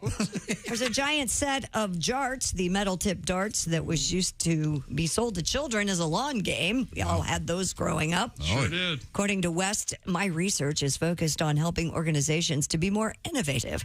And one of the big obstacles to innovation is the fear of failure. So I was playing with this idea. How can I communicate the research findings and the importance of accepting failure? This exhibit runs through mid-May with a possible extension into June if it does well. Well, ideally it won't. It's the failure museum. Should fail. Yeah. You're right, by definition. Yeah, that's there's so many great failures out there. Crystal Pepsi? Oh, Did you have a 2 liter of that in there? The new Coke. Yeah. The Newton. What was the Newton? Fig Newton? No. It was a like a Palm Pilot kind of. No I kidding. know that one. I don't remember that one. The Newton. Oh, okay. Here's a list of some other ones. Wow. Clairol, a touch of yogurt shampoo. Never heard of that. Just a touch. But that's a thing. Like, girls do put yogurt on their hair for a mask. They do? Yeah, with egg yolk. I've heard of mayonnaise, but yogurt? Seriously. No, I know, yeah. Really? You've heard of something putting something else in their hair, right? It's protein-based. Yeah. It's like, man. Do you remember this Coors Rocky Mountain sparkling water? No. Nope. Was it alcohol free, I assume? Yeah. How about this Harley Davidson perfume? Whoa. I know what that smells like. Wow. Well, you're a Harley girl. No, I've never had a Harley. I've had other bikes, though. Oh, I thought you had a Harley. Nope, Triumph. Okay. The DeLorean. Yeah. But I mean, But that was kind of successful. Yeah, wouldn't you think, like, what's the span of time? Because it was successful for a while, like Christy said, and then it kind of fell off. No? yeah, when the thing closed, this says less than half of the 7,000 DeLoreans had been sold. It's an interesting documentary. The country was it Ireland? Where they had that boils it down to salesmen's problems. Could you imagine if they had a personal failures museum? Oh, Lord. Oh, man. Now, that's the one I'd be on front of taking tickets. That'd be a big exhibit. Hi, how are you? Yeah, it's me. Hey, come on in. I could probably submit an envelope. Not many at all. Bedroom failures. Really? Not many at all. Huh? No. Is that your contention? That's my contention. Not many personal failures at all over there from John. In fact, I consider it a personal failure that I don't have so many personal failures. Is that right? That's right. Makes me seem superhuman. Almost. This is interesting. I think failure is important. We all remember our failures more than our successes. I know I sure do. Yeah. So, I'm sorry, where is the museum again? I didn't quite catch it. Is it in Sweden? The museum's in New York City. Oh, it is? Okay. Yeah. But The Swedish director came up with it. Right. That's why I was doing the dumb accent. He's a Swedish psychologist, yeah. I consider that accent I did a personal failure, by the way. Coming up, we have comedian Reno Collier will be joining us. I certainly look forward to that. What else have you got over there, Christy? Well, we have the statue of David in the news, and we also have a statue of Hercules and a little bitty owl stuck in a chimney. It's all coming up. Okay, thank you out of here. And Reno Collier with his Country Fried Take up next. I want to ask you a quick question, Christy. What is your sleep number setting? 40. 40.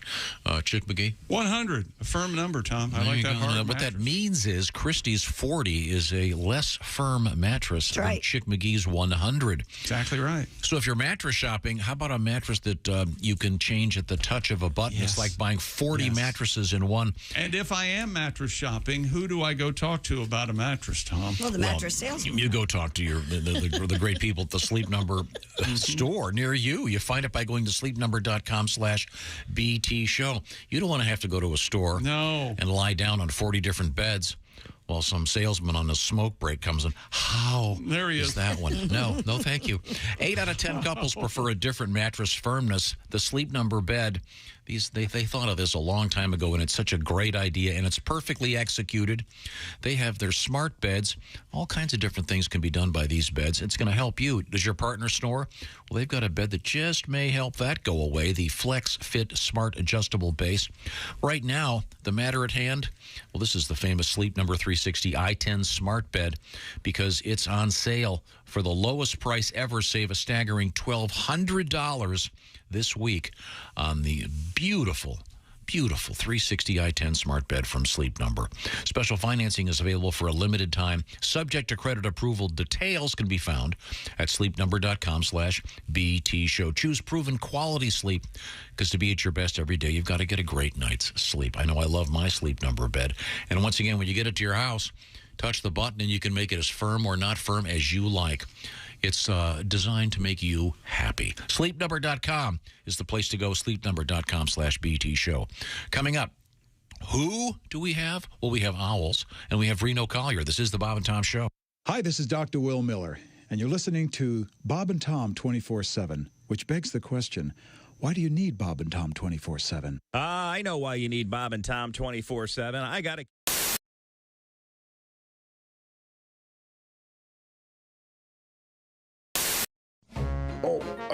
Ow. Oh, back.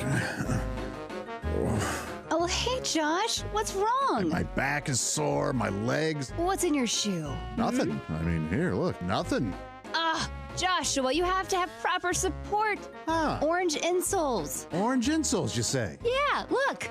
Yeah, I see them. Look at this. They're great. Yeah. Orange insoles. I'll give them a shot. Great. See you later, buddy. Give it a...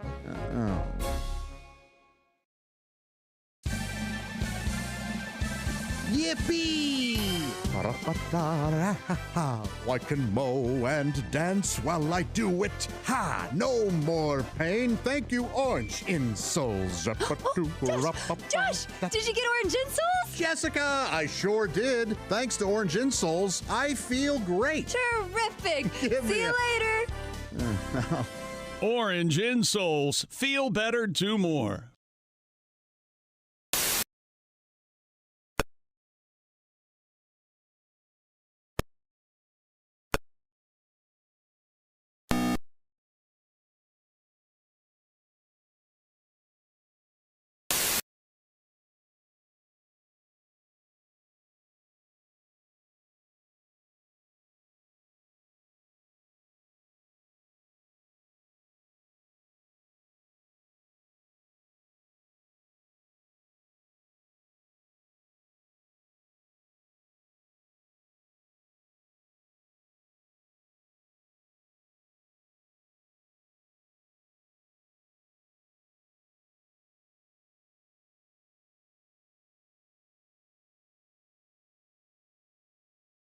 Take away beneficial insects that are sheltering there.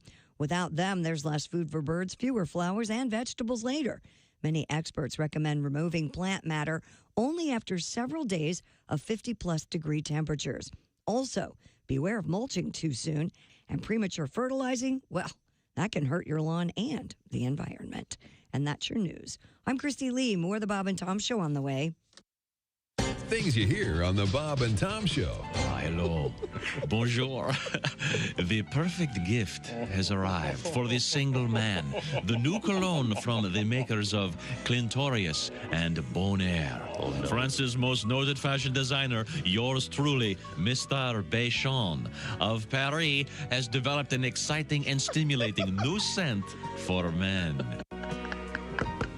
Hot Honey, come on. You've been in the bathroom for half an hour. What are you doing in there? Just enjoying my masturbation. Masturbation. Just slap a little on. Repeatedly. Oh, God. Thanks. I needed that. Is that masturbation? Yeah, I think that's the sign. Masturbation. Ladies and gentlemen, Bob and Tom. Rap artist Afro Man being sued by law enforcement officers who accuse him of using police raid footage for a music video. They say the rapper took footage of their faces during the August 2022 raid on his Ohio home. Well, you can't use somebody's likeness without their permission like that. Yeah, but they're invading his space. And Yeah, with good reason. I'm sure they had a warrant. They had but they a didn't warrant. find anything. So doesn't matter. Well, Afro Man, of course, famous for the song. I was gonna clean my room until I got high. I mean, this song is probable cause. Bob and Tom in the morning and highlights all day long. The Bob and Tom Show, weekday mornings at 6 a.m. Eastern on Bob and Tom 24/7. You're listening to Bob and Tom 24/7.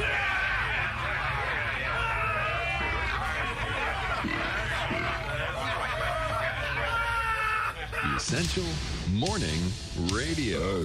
This is Bob and Tom 24/7. 24/7. 24/7. Sex is so prevalent in our society that nobody mentions what happens if you keep having it. You know, that, I think every porno movie should end with giving birth to triplets. You know, just as a disclaimer, you know.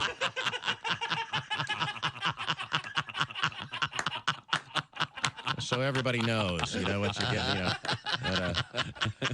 But I'm a stepfather, too. Which I've been for a few years now. And if you're not a step-parent, you know, you don't realize the warmth and rewards that you get for the warm, loving feeling. And it's, I hate you. Okay, here's some more money. You know, you're not like my real dad. You know, that's right. You can find me. You know.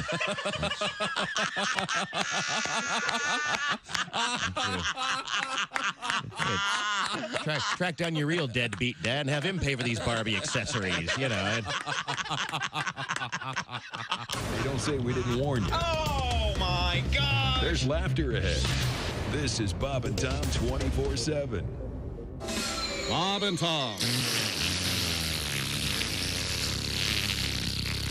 They put the F in professional.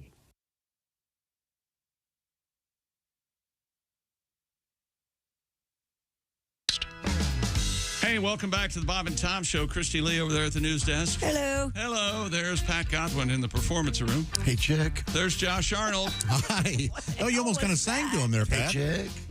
Okay, you sound like you're trapped under something heavy. Chick. All right. There's Ace Cosby. Hey. There's Willie Griswold. Hey, Chick. I think Jess Hooker's coming back, and there's Tom Griswold. Chick McGee is, of course, astride a special chair because it's in front of the orangeinsoles.com sports desk. Don't forget, you could win that beautiful cooler. It is right there, as seen behind Chick McGee. Yes. It's the 45 Tundra Yeti King Crab Orange Cooler. You could win that along with the Bob and Tom Show dual shot Pop-A-Shot game. Perfect for your living room. Remember, it's the same one that the Pope has at the Vatican. Yep. And we understand the Vice President Kamala Harris has one in her office. Is that true? Really? Absolutely. That's what I Why not? Okay. Right now, we're going to hook up with Reno Collier. Reno, you're in the garage again. What happened? I'm back. Hey, Reno. Hi, Reno. When the family's back in the house, I'm back in the garage. I got see. you. I think the garage sounds better. I don't know why. Maybe that's me, but you using a different mic in the garage? No, same mic, just different smell. It smells like grass and paint. Okay. Well, those aren't And bad. to clarify, by grass, you don't mean the hipster word for marijuana. You mean No, lawn. I mean the stuff. I mean the stuff that's hanging out of my lawnmower. Right. Yeah, Chlorophyll. but it's giving me a nice little morning dizziness, so I'm good. Everything's good. So you get the gas smell too, right? Yeah, just a tad. Right behind you got the garage door openers. You can get some fresh air in there if you like. Yeah, I could, or I could be doing this on purpose. Maybe the car's running. I feel you, brother. I feel your pain, brother. Warms it up nice and slow. Feels good. Oh, boy. Now, let's see. Now, before we get to what you've got going over there, we've promised a couple of news stories. I want to kind of get to this one. I'd like you to weigh in on this one, Reno. It's about the famous statue, Michelangelo's David. A Florida charter school principal has been forced to resign after a parent complained that a student were shown images of Michelangelo's David sculpture, thus exposed to pornography. What? Yes, Josh. The lesson on Renaissance art that was given to 6th grade students also included images of Michelangelo's creation of Adam painting and Botticelli's Birth of Venus. The Tallahassee Democrat reports that Ms. Hope Carrasquilla, principal of Tallahassee Classical School, said one parent complained the material was pornographic. 2 others said they wanted to be notified of the lesson before it was given to their children. I could maybe see that Right. in this case. But really? She resigned after receiving an ultimatum from the school board's chairman. That's Boy, ridiculous. this pisses me off so bad. Following news of the incident, the Galleria dell'Accademia, the museum housing David in Florence, beautiful place, invited parents and students to visit and view the purity of the statue in person. Florence Mayor Dario Nardella also tweeted an invitation for the principal to visit so he can personally honor her. She said she's very honored by that invitation to Italy and may just accept. That's nice. Yeah, good for Yeah. her. Very nice. No, but it's ridiculous. Yeah. It's this is one of the great works of art in Western civilization. Of course. I would imagine her kid is probably, I'd like to see her kid's cell phone. Yeah. The complaining lady? Yeah. You can imagine what's on there. Can't see Michelangelo's David, but what's this? Dick's hidden? I like looking at those things because it makes me feel like my wiener's not so small. You know what I mean? Pat, we've got a guest. Yeah, We have a guest. We have a guest. We have a guest. It's on the record. Find it online, guys. It is ridiculous. It's ridiculous. You know what, though? So she resigned after what now? The superintendent? One complaint. One complaint. Right. So she wasn't forced to resign. She received an ultimatum from the school board's chairman. Oh, she did? Yeah. Otherwise, because if it was a willing resignation, I get that. But you know what? I'm out of here. I don't want to teach your kids anymore if it comes down to this. What do you mean? There's that's Mona Lisa without a male chaperone in public? Off with her head. I mean, I could understand it if it was a nude of David Hasselhoff. Well, that would be more problematic. I think that in today's world, why are these people surfacing suddenly?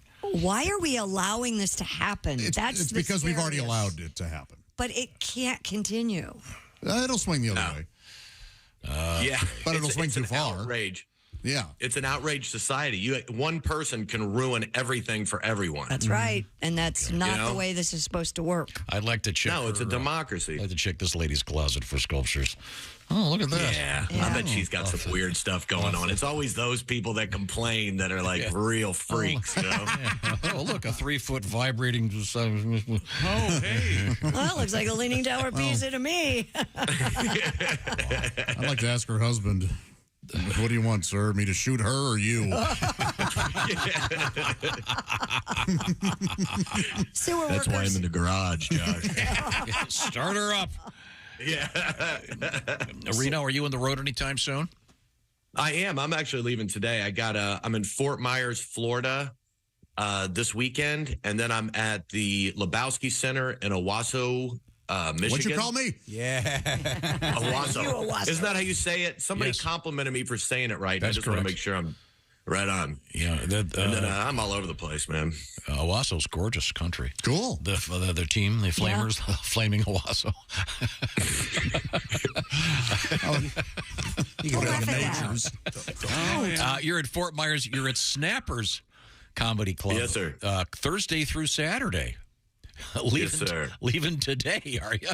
Oh, yeah, I'm leaving today, baby. It's not that far of a drive. How did you? It's about that time. Got to get down to Fort Myers. Show's on Thursday. Got to leave on Monday. Yeah, sure. What a nice area. So you do have 76 hours. You do have a lot of family at the house, huh? I do. Okay.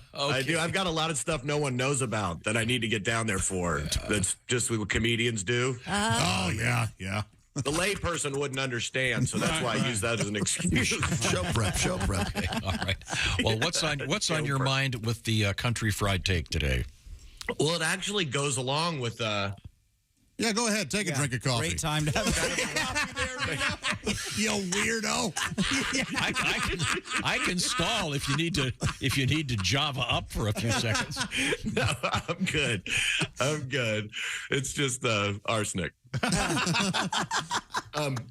So when I was growing up, an apology was a really big deal. You know, you suck up your pride and you ask for forgiveness for doing someone wrong. Now it seems like everyone runs around saying, I'm sorry for everything or demanding an apology. I saw a guy demand a waitress to apologize for having dairy in their ranch dressing. He said he was like Similac or Miralax or something stupid. First of all, jackass, it's called ranch. What's on a ranch? Cows. What do cows make? Ranch dressing. She said, I'm sorry just to calm down the situation, but she wasn't sorry and she shouldn't be. The guy got his I'm sorry, but as she walked away, she said, I'm sorry. You're such a dick. My point is that if you say you're sorry for everything, you aren't really sorry for anything. And if you apologize for things you aren't responsible for, there's no way for someone to forgive you. And now people try to pass down responsibility generationally. What the hell is that? I used to get drunk and tell people off, but it wouldn't be fair for me to wake up my son the next morning. Hey, get up.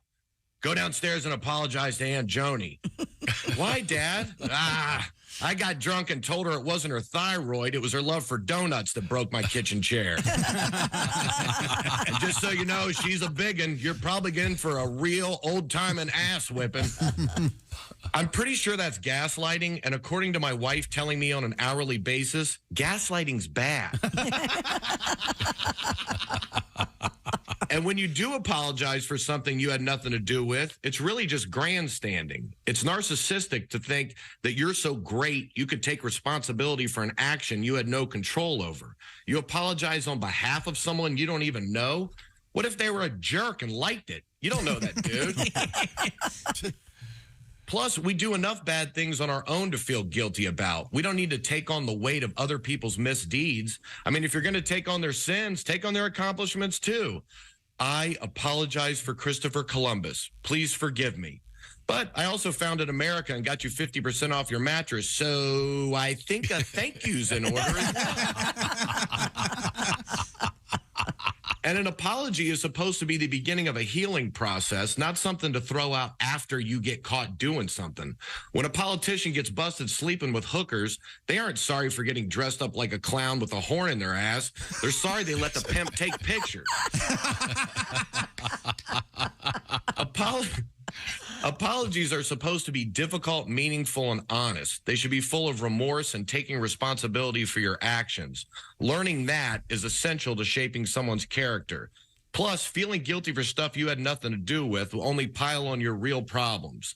Not to mention, it feels so good to say, I'm not sorry. I'm Reno Collier, and that's my country fried take. Thank you very much. Yes. Can you make the sound that horn makes? Oh, no, that's not that sound. Here's the sound the horn makes. Oh, he's got his embouchure's weak. He's not getting anything out of that thing. Well, thank you, Reno. Once again, Reno Collier has a lot of homework to do down in Florida. So I do. I've got to get down there. Reno will be at Snappers Comedy Club this Thursday through Saturday night. And then April 7th, it's Owasso, Michigan at the Lebowski Center for the Performing Arts. Are you going to be stopping by on your way up? Yes, I would love to, if that's all right. I would love to see you guys in person. Absolutely not. Oh, is he still on? He is. Yeah. Oh, okay. Are you really leaving? Are you really leaving today? No. Yes. Oh, good no. for you. Yeah. Yes. Yeah. No, I mean it. You got to get down there, look around the town. Yeah, Local I need humor. to get down there. Yeah, I'm going to check out the sponges or whatever that's in the water by the boats, and I got a lot of research. Oh, you got to see the sponges. Yeah, aquatic, different things. Oh, the aquatics are great. A lot of aquatic Man, need some fresh air. Anybody aquatics? Bad weekend, huh, Reno? Okay. Yeah. Can you pan the camera to show us the cot you're sleeping on? Actually, I don't sleep out here. It's a pillow on one of those oil-changing wheelie things. Like where you slide under the car. Sure. To check the, yeah. Thanks, Reno. Yeah, it's you got it, you guys. Have a great weekend, man. I'll see you next week. Good. All right, see you, man. Thanks for the warning. Thank you very much. Now, sewer workers in Rome, Italy discovered a life-size statue of a Roman emperor posing as the classical hero Hercules. The statue was revealed as a bulldozer was tearing through old pipelines that needed replacing. The marble sculpture showing a Hercules-like figure with the hero's trademark lion skin and club bears a fair resemblance to Emperor Decius, who ruled Rome from 249 to 251 AD. Apparently, it's quite rare to find Herculean depictions of Roman leaders. must have been really loved if they found him in the sewer. Yeah. Do you remember his campaign promote? It was Decius, he's vicious. You remember? Oh, yeah. Very, little pins. Yeah. Looks great on a yard sign, I'll tell you that. His VP Bofa. Yeah, what? Oh, God. Bofa Decius. Quite the ticket. And sure it was. Did he just say Bofadicious? Yeah, he did, yeah. That's Hank Williams He's Jr. Hank Jr. Right. Wow. Well, I'm glad they thought enough of him to throw it into the sewer. Yeah, I wonder why. Many years ago. Well, my wife says I can keep it, but... I don't think they liked the emperors depicting themselves as their gods at the time. Yeah, we'd never do that here. Oh, wait a minute. Well, I'm sure Putin has a sculpture Oh, you can only of him imagine. pretending to be Hercules. And you can bet the schlong on that thing's knee length. oh, Don't trip over that. Okay, thank you very much, Christy Lee. Right now, if you're a regular Bob and Tom show listener, you know we always recommend Simply Safe Home Security. Chick McGee's the one who discovered it. Keeps my compound secured. It will yours, too. There are many reasons why Simply Safe is trusted by experts and customers alike, like me. We're not the only ones. U.S. News recently named Simply Safe the best home security system of 2023, and CNET recently awarded them their Editor's Choice pick. Simply Safe, designed with cutting-edge security technology and powered by 24/7 professional monitoring. Simply Safe professional monitoring agents use Fast Protect technology in an emergency, capturing critical evidence and verifying the threat is real, so you get priority police dispatch. 24/7 professional monitoring service costs under $1 a day, less than half the price of traditional home security systems. And you can lock and unlock your doors, access your cameras, and arm and disarm your system all from anywhere. Customize the perfect system for your home in just a few minutes. Just go to simplysafetom.com, and when it arrives at your door, you install it yourselves. And if you go to simplysafetom.com right now, claim a free indoor security camera plus 20% off your order with interactive monitoring. That's simplysafetom.com. Remember, there's no safe like Simply Safe. Thank you very much, Chick McGee. Coming up, we have our history lesson with some very important stuff in there today. We'll be getting to that in just a second. This is the Bob and Tom Show. Thanks for listening to the Bob and Tom Show this morning. Catch any part of the show you missed later today on our YouTube channel.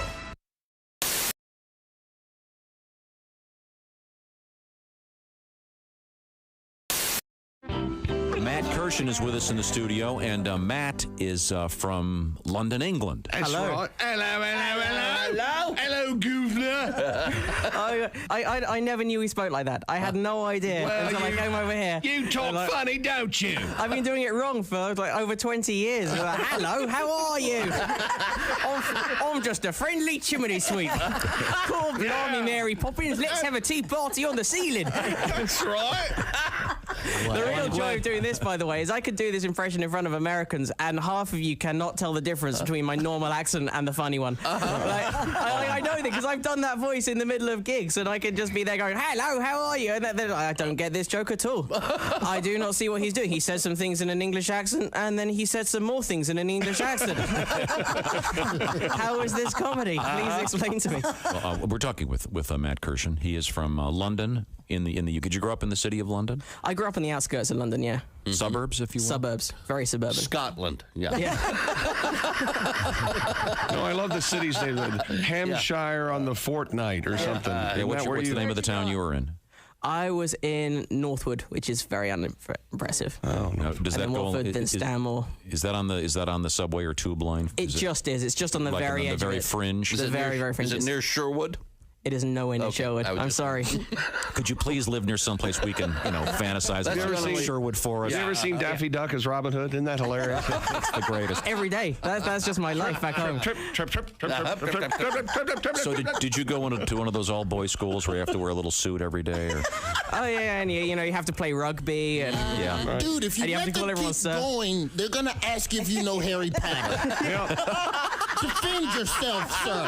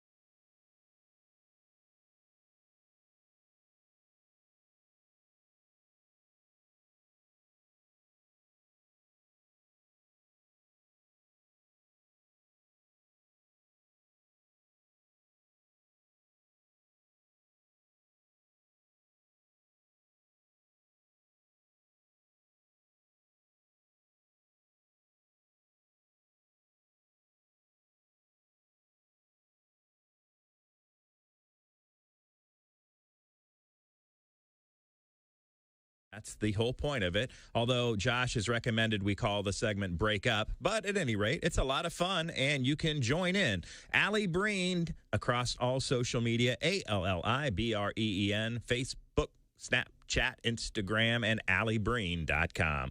Coming up next, a little bit of history with Thomas P. Griswold and things we learned on the Bob and Tom Show today on a Monday. It's March 27th, and you're listening to Bob and Tom 24/7.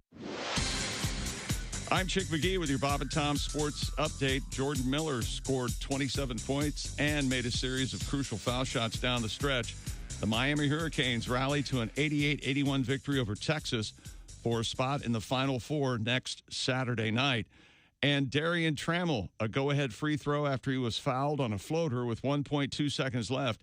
And San Diego State, on their way to their first Final Four, beat Creighton 57-56. So that means San Diego State and Florida Atlantic next Saturday night, 6 o'clock Eastern from Houston. And then about 8:45 Eastern Saturday night, it's the UConn Huskies versus the Miami Hurricanes. NBA winners yesterday, Charlotte, Chicago, Boston, Toronto, Cleveland, Orlando, Memphis, Oklahoma City, and Minnesota.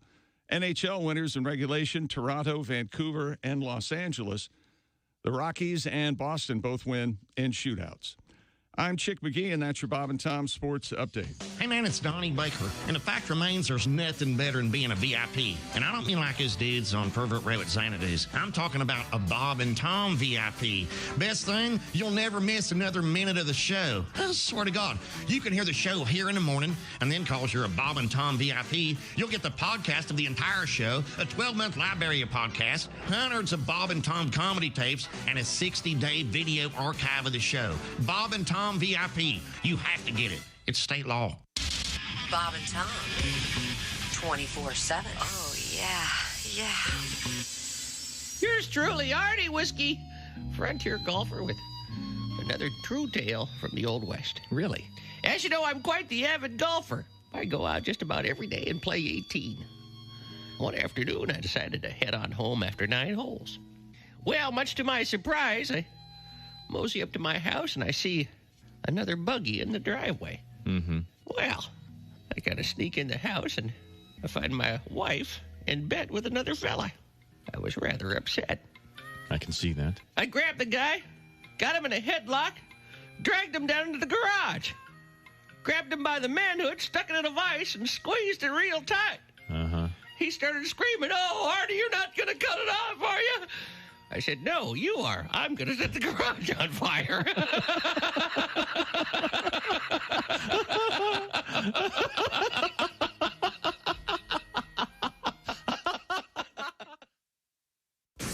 and Tom. Well-meaning, but Yeah, they're all messed up. more than slightly confused. Now, Andy Hendrickson is the other voice you're hearing in the studio. Andy is a stand-up comedian. You're a young guy. Yeah. Nice, handsome guy. Are you married? No, I'm single. Girlfriend or anything? No, none of that. It's, it's You tough on the comedians road. really know how to get the action. Troubadours, Tom. They move from Yeah. town to town. New woman in every port. Yeah, all my friends are married. I got more weddings on the docket this year. I got a Really? wedding on Memorial Day, another one on Labor Day. You guys have the friends like that? You're like, oh, great, your love's so special. You get to wreck my 3-day weekend. That's right.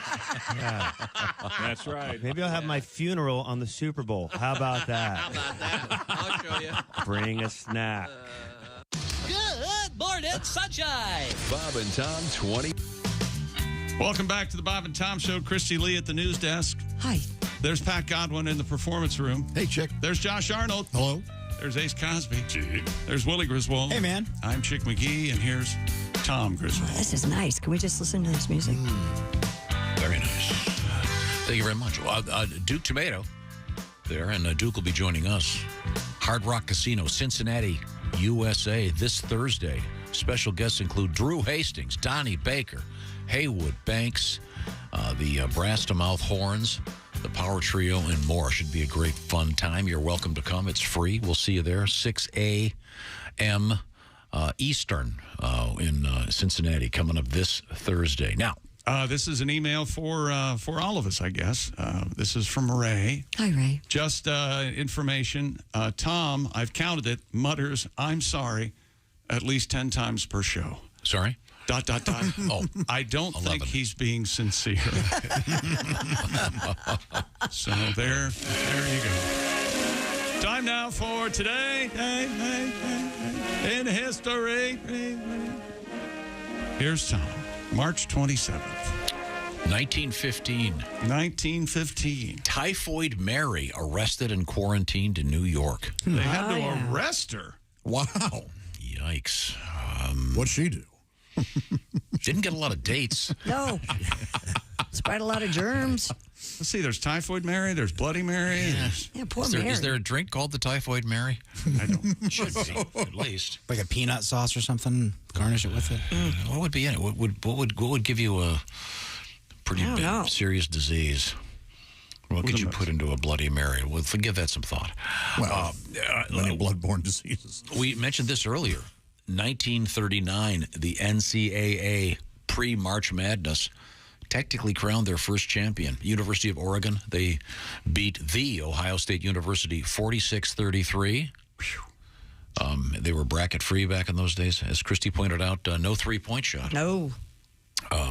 We have 1955. Steve McQueen made his network television debut. Anybody remember the show? Oh, yeah. Wanted, Dead or Alive, right? Or something like that? No, it says this was on the Goodyear Playhouse. Oh. I thought he played a cowboy in Wanted, Dead or Alive. He did, but this was. But his TV debut was like some play, I would guess.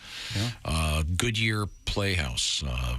As you know, Goodyear went into theater. Michelin went into restaurants. Yeah, I had no idea. That's right. Sorry. Dunlop went into comedy. So we don't know what the name of the play was. No, just that he was on. You could be right there. Well, that's about 1970. Ringo Starr releases his first solo album. It's a good one. Is it? Oh, yeah, Sentimental Journey. It's great. He does a bunch of covers of classic songs that he grew up loving as a kid. Well, good for him. Why don't he just record that for himself and hand out cassette tapes to his fans, subjecting all of us to it instead of to buy it? I love Ringo. I sure didn't. On this date in 1973, Jerry Garcia stopped for speeding in possession of LSD. Oh, God. Well, of course, if you're taking LSD, he had to speed. There was a lava-breathing dragon on his ass. He should have taken the advice that he offered Casey Jones. Mm-hmm. Yeah, very good. Better watch your speed. Very good. It was very good, wasn't it? Yeah, it didn't sound like you were sincere in that. Very good, actually. 1980, Mount St. Helena erupts. Ooh, that was a bad day. Remember that? Was that the guy where they went Yeah, up I to think it his dogs. He wasn't leaving. Guy's name was Harry Truman. He said he was going to stay there. And the dog said, I beg your pardon? Yeah. I got to stay too? Come on. I'm happy to go with this guy. Here's a big one. 1998, the FDA approves Viagra. Was that for your wiener? Mm-hmm. Yeah, it's for VIPs. It wasn't very impotent people. It wasn't until 6 months after its release, though, that people realized you took it orally. Really? They were just sliding it in. Oh, really? They were trying to put it in the head of their penis? Is that what you're telling me? Like a reverse Pez dispenser. Wow. Do the drug companies have to point that out to people? So did they have to make that clear? I don't know. You think there's a Pez out there that's shaped like a penis? Oh, somebody tips the head back and it comes out. Yeah, Be fun at a bachelor party. That'd be kind real of thing. fun. Have little like spermies, like that shaped like the candy. Spermies. You get that gum with the liquid, Piz. with the liquids in it. Spermies. Let's see. Am I correct? Was that the one that Bob Dole was the spokesperson for? Yeah. ED, erectile dysfunction. Instead of Elizabeth just knocking my arm away. Yeah. Thank you for that tip in. After that, he could hold more than just a pen in his hand. Great American. Sorry about that, Bob. Happy birthday, Quentin Tarantino, born on this date in 1963. Never made a good movie in his life. I assume his cake's like a big foot. Yeah. He has a foot fetish, right? You should hear about what people think his last movie. He's making his last movie. He said he only wanted to do 10. That's it. Yeah. And Tom, you're going to lose your mind. It's so far all we know about it is that it's set in the 70s, and it's about a female movie critic, and many think it's the story of Pauline Kael, which you and I may actually. That's one Tarantino movie we might go. No thanks. unless there's some karate dude that comes in and chops her arms off so she can't type. Happy birthday to Fergie. Not the. We're obviously Not at the bottom Sarah of the barrel. Ferguson, but Fergie the singer. The humps. Oh, my lady humps. My lovely lady lumps. Yeah, she's lovely. Things we learned on the show today. Ace America has roughly 5 more days of pizza to go. And he's not used any coupons so far because he's using Tom's money, I guess. And he does need to be re-upped, as he put it, I think. Isn't that correct? Next installment. Next installment should be on. For 5 more days, you need more. That's right. He needs at least $5,000. Pizza prices these days, you never know. It's ridiculous, you know. We have a new feature on the Bob and Tom Show. It's My Fart of the Day, I guess. Lovely. I had no idea that this was coming, but Who's that sexy man with a deep voice? Chick McGee, here he is with his fart of the day. So silly. That was Chick McGee's fart of the day. Tom woke up this morning and got the dogs all set for a romp, an outside walk, if you will. Opened the door and saw it was raining. Had no idea before the half hour he was up that it was raining. Had no idea. Sorry. Windows were all shuttered. Evidently, I did say this today. I don't remember it, but What? The quote was, "Today is like doing a radio show in the eye of a hurricane." Yeah, you did say that. Yeah. Chick McGee. Tom was fascinated by this story, the motorized hang glider from Cuba that landed in Key West. Absolutely fascinated great. by that story. Innovative guys, come on over. Welcome to America. Come on over. Ernie Fergler's doing the double dribble in his pants. He's having a March Madness sale over there at the hardware store. Donnie Baker got a barrel from the Cracker Barrel for a Pop Rocks incident with Patty Ferguson. I don't remember any of that, actually. Yeah, it's boy. disgusting. Yeah, it was rough. Yeah. Check local listings. Pat Godwin did the Husband Number 4 song for Christy Lee as she embarks on another wedding. They bought bands this weekend, I heard. Did. That's very exciting. Josh did ask earlier today if he could smell Christy's panties, and she said no, of course, and he said, "It must be your feet." Classic joke. No harm intended, of course. Exactly right. A little silliness. There. That's right. Okay.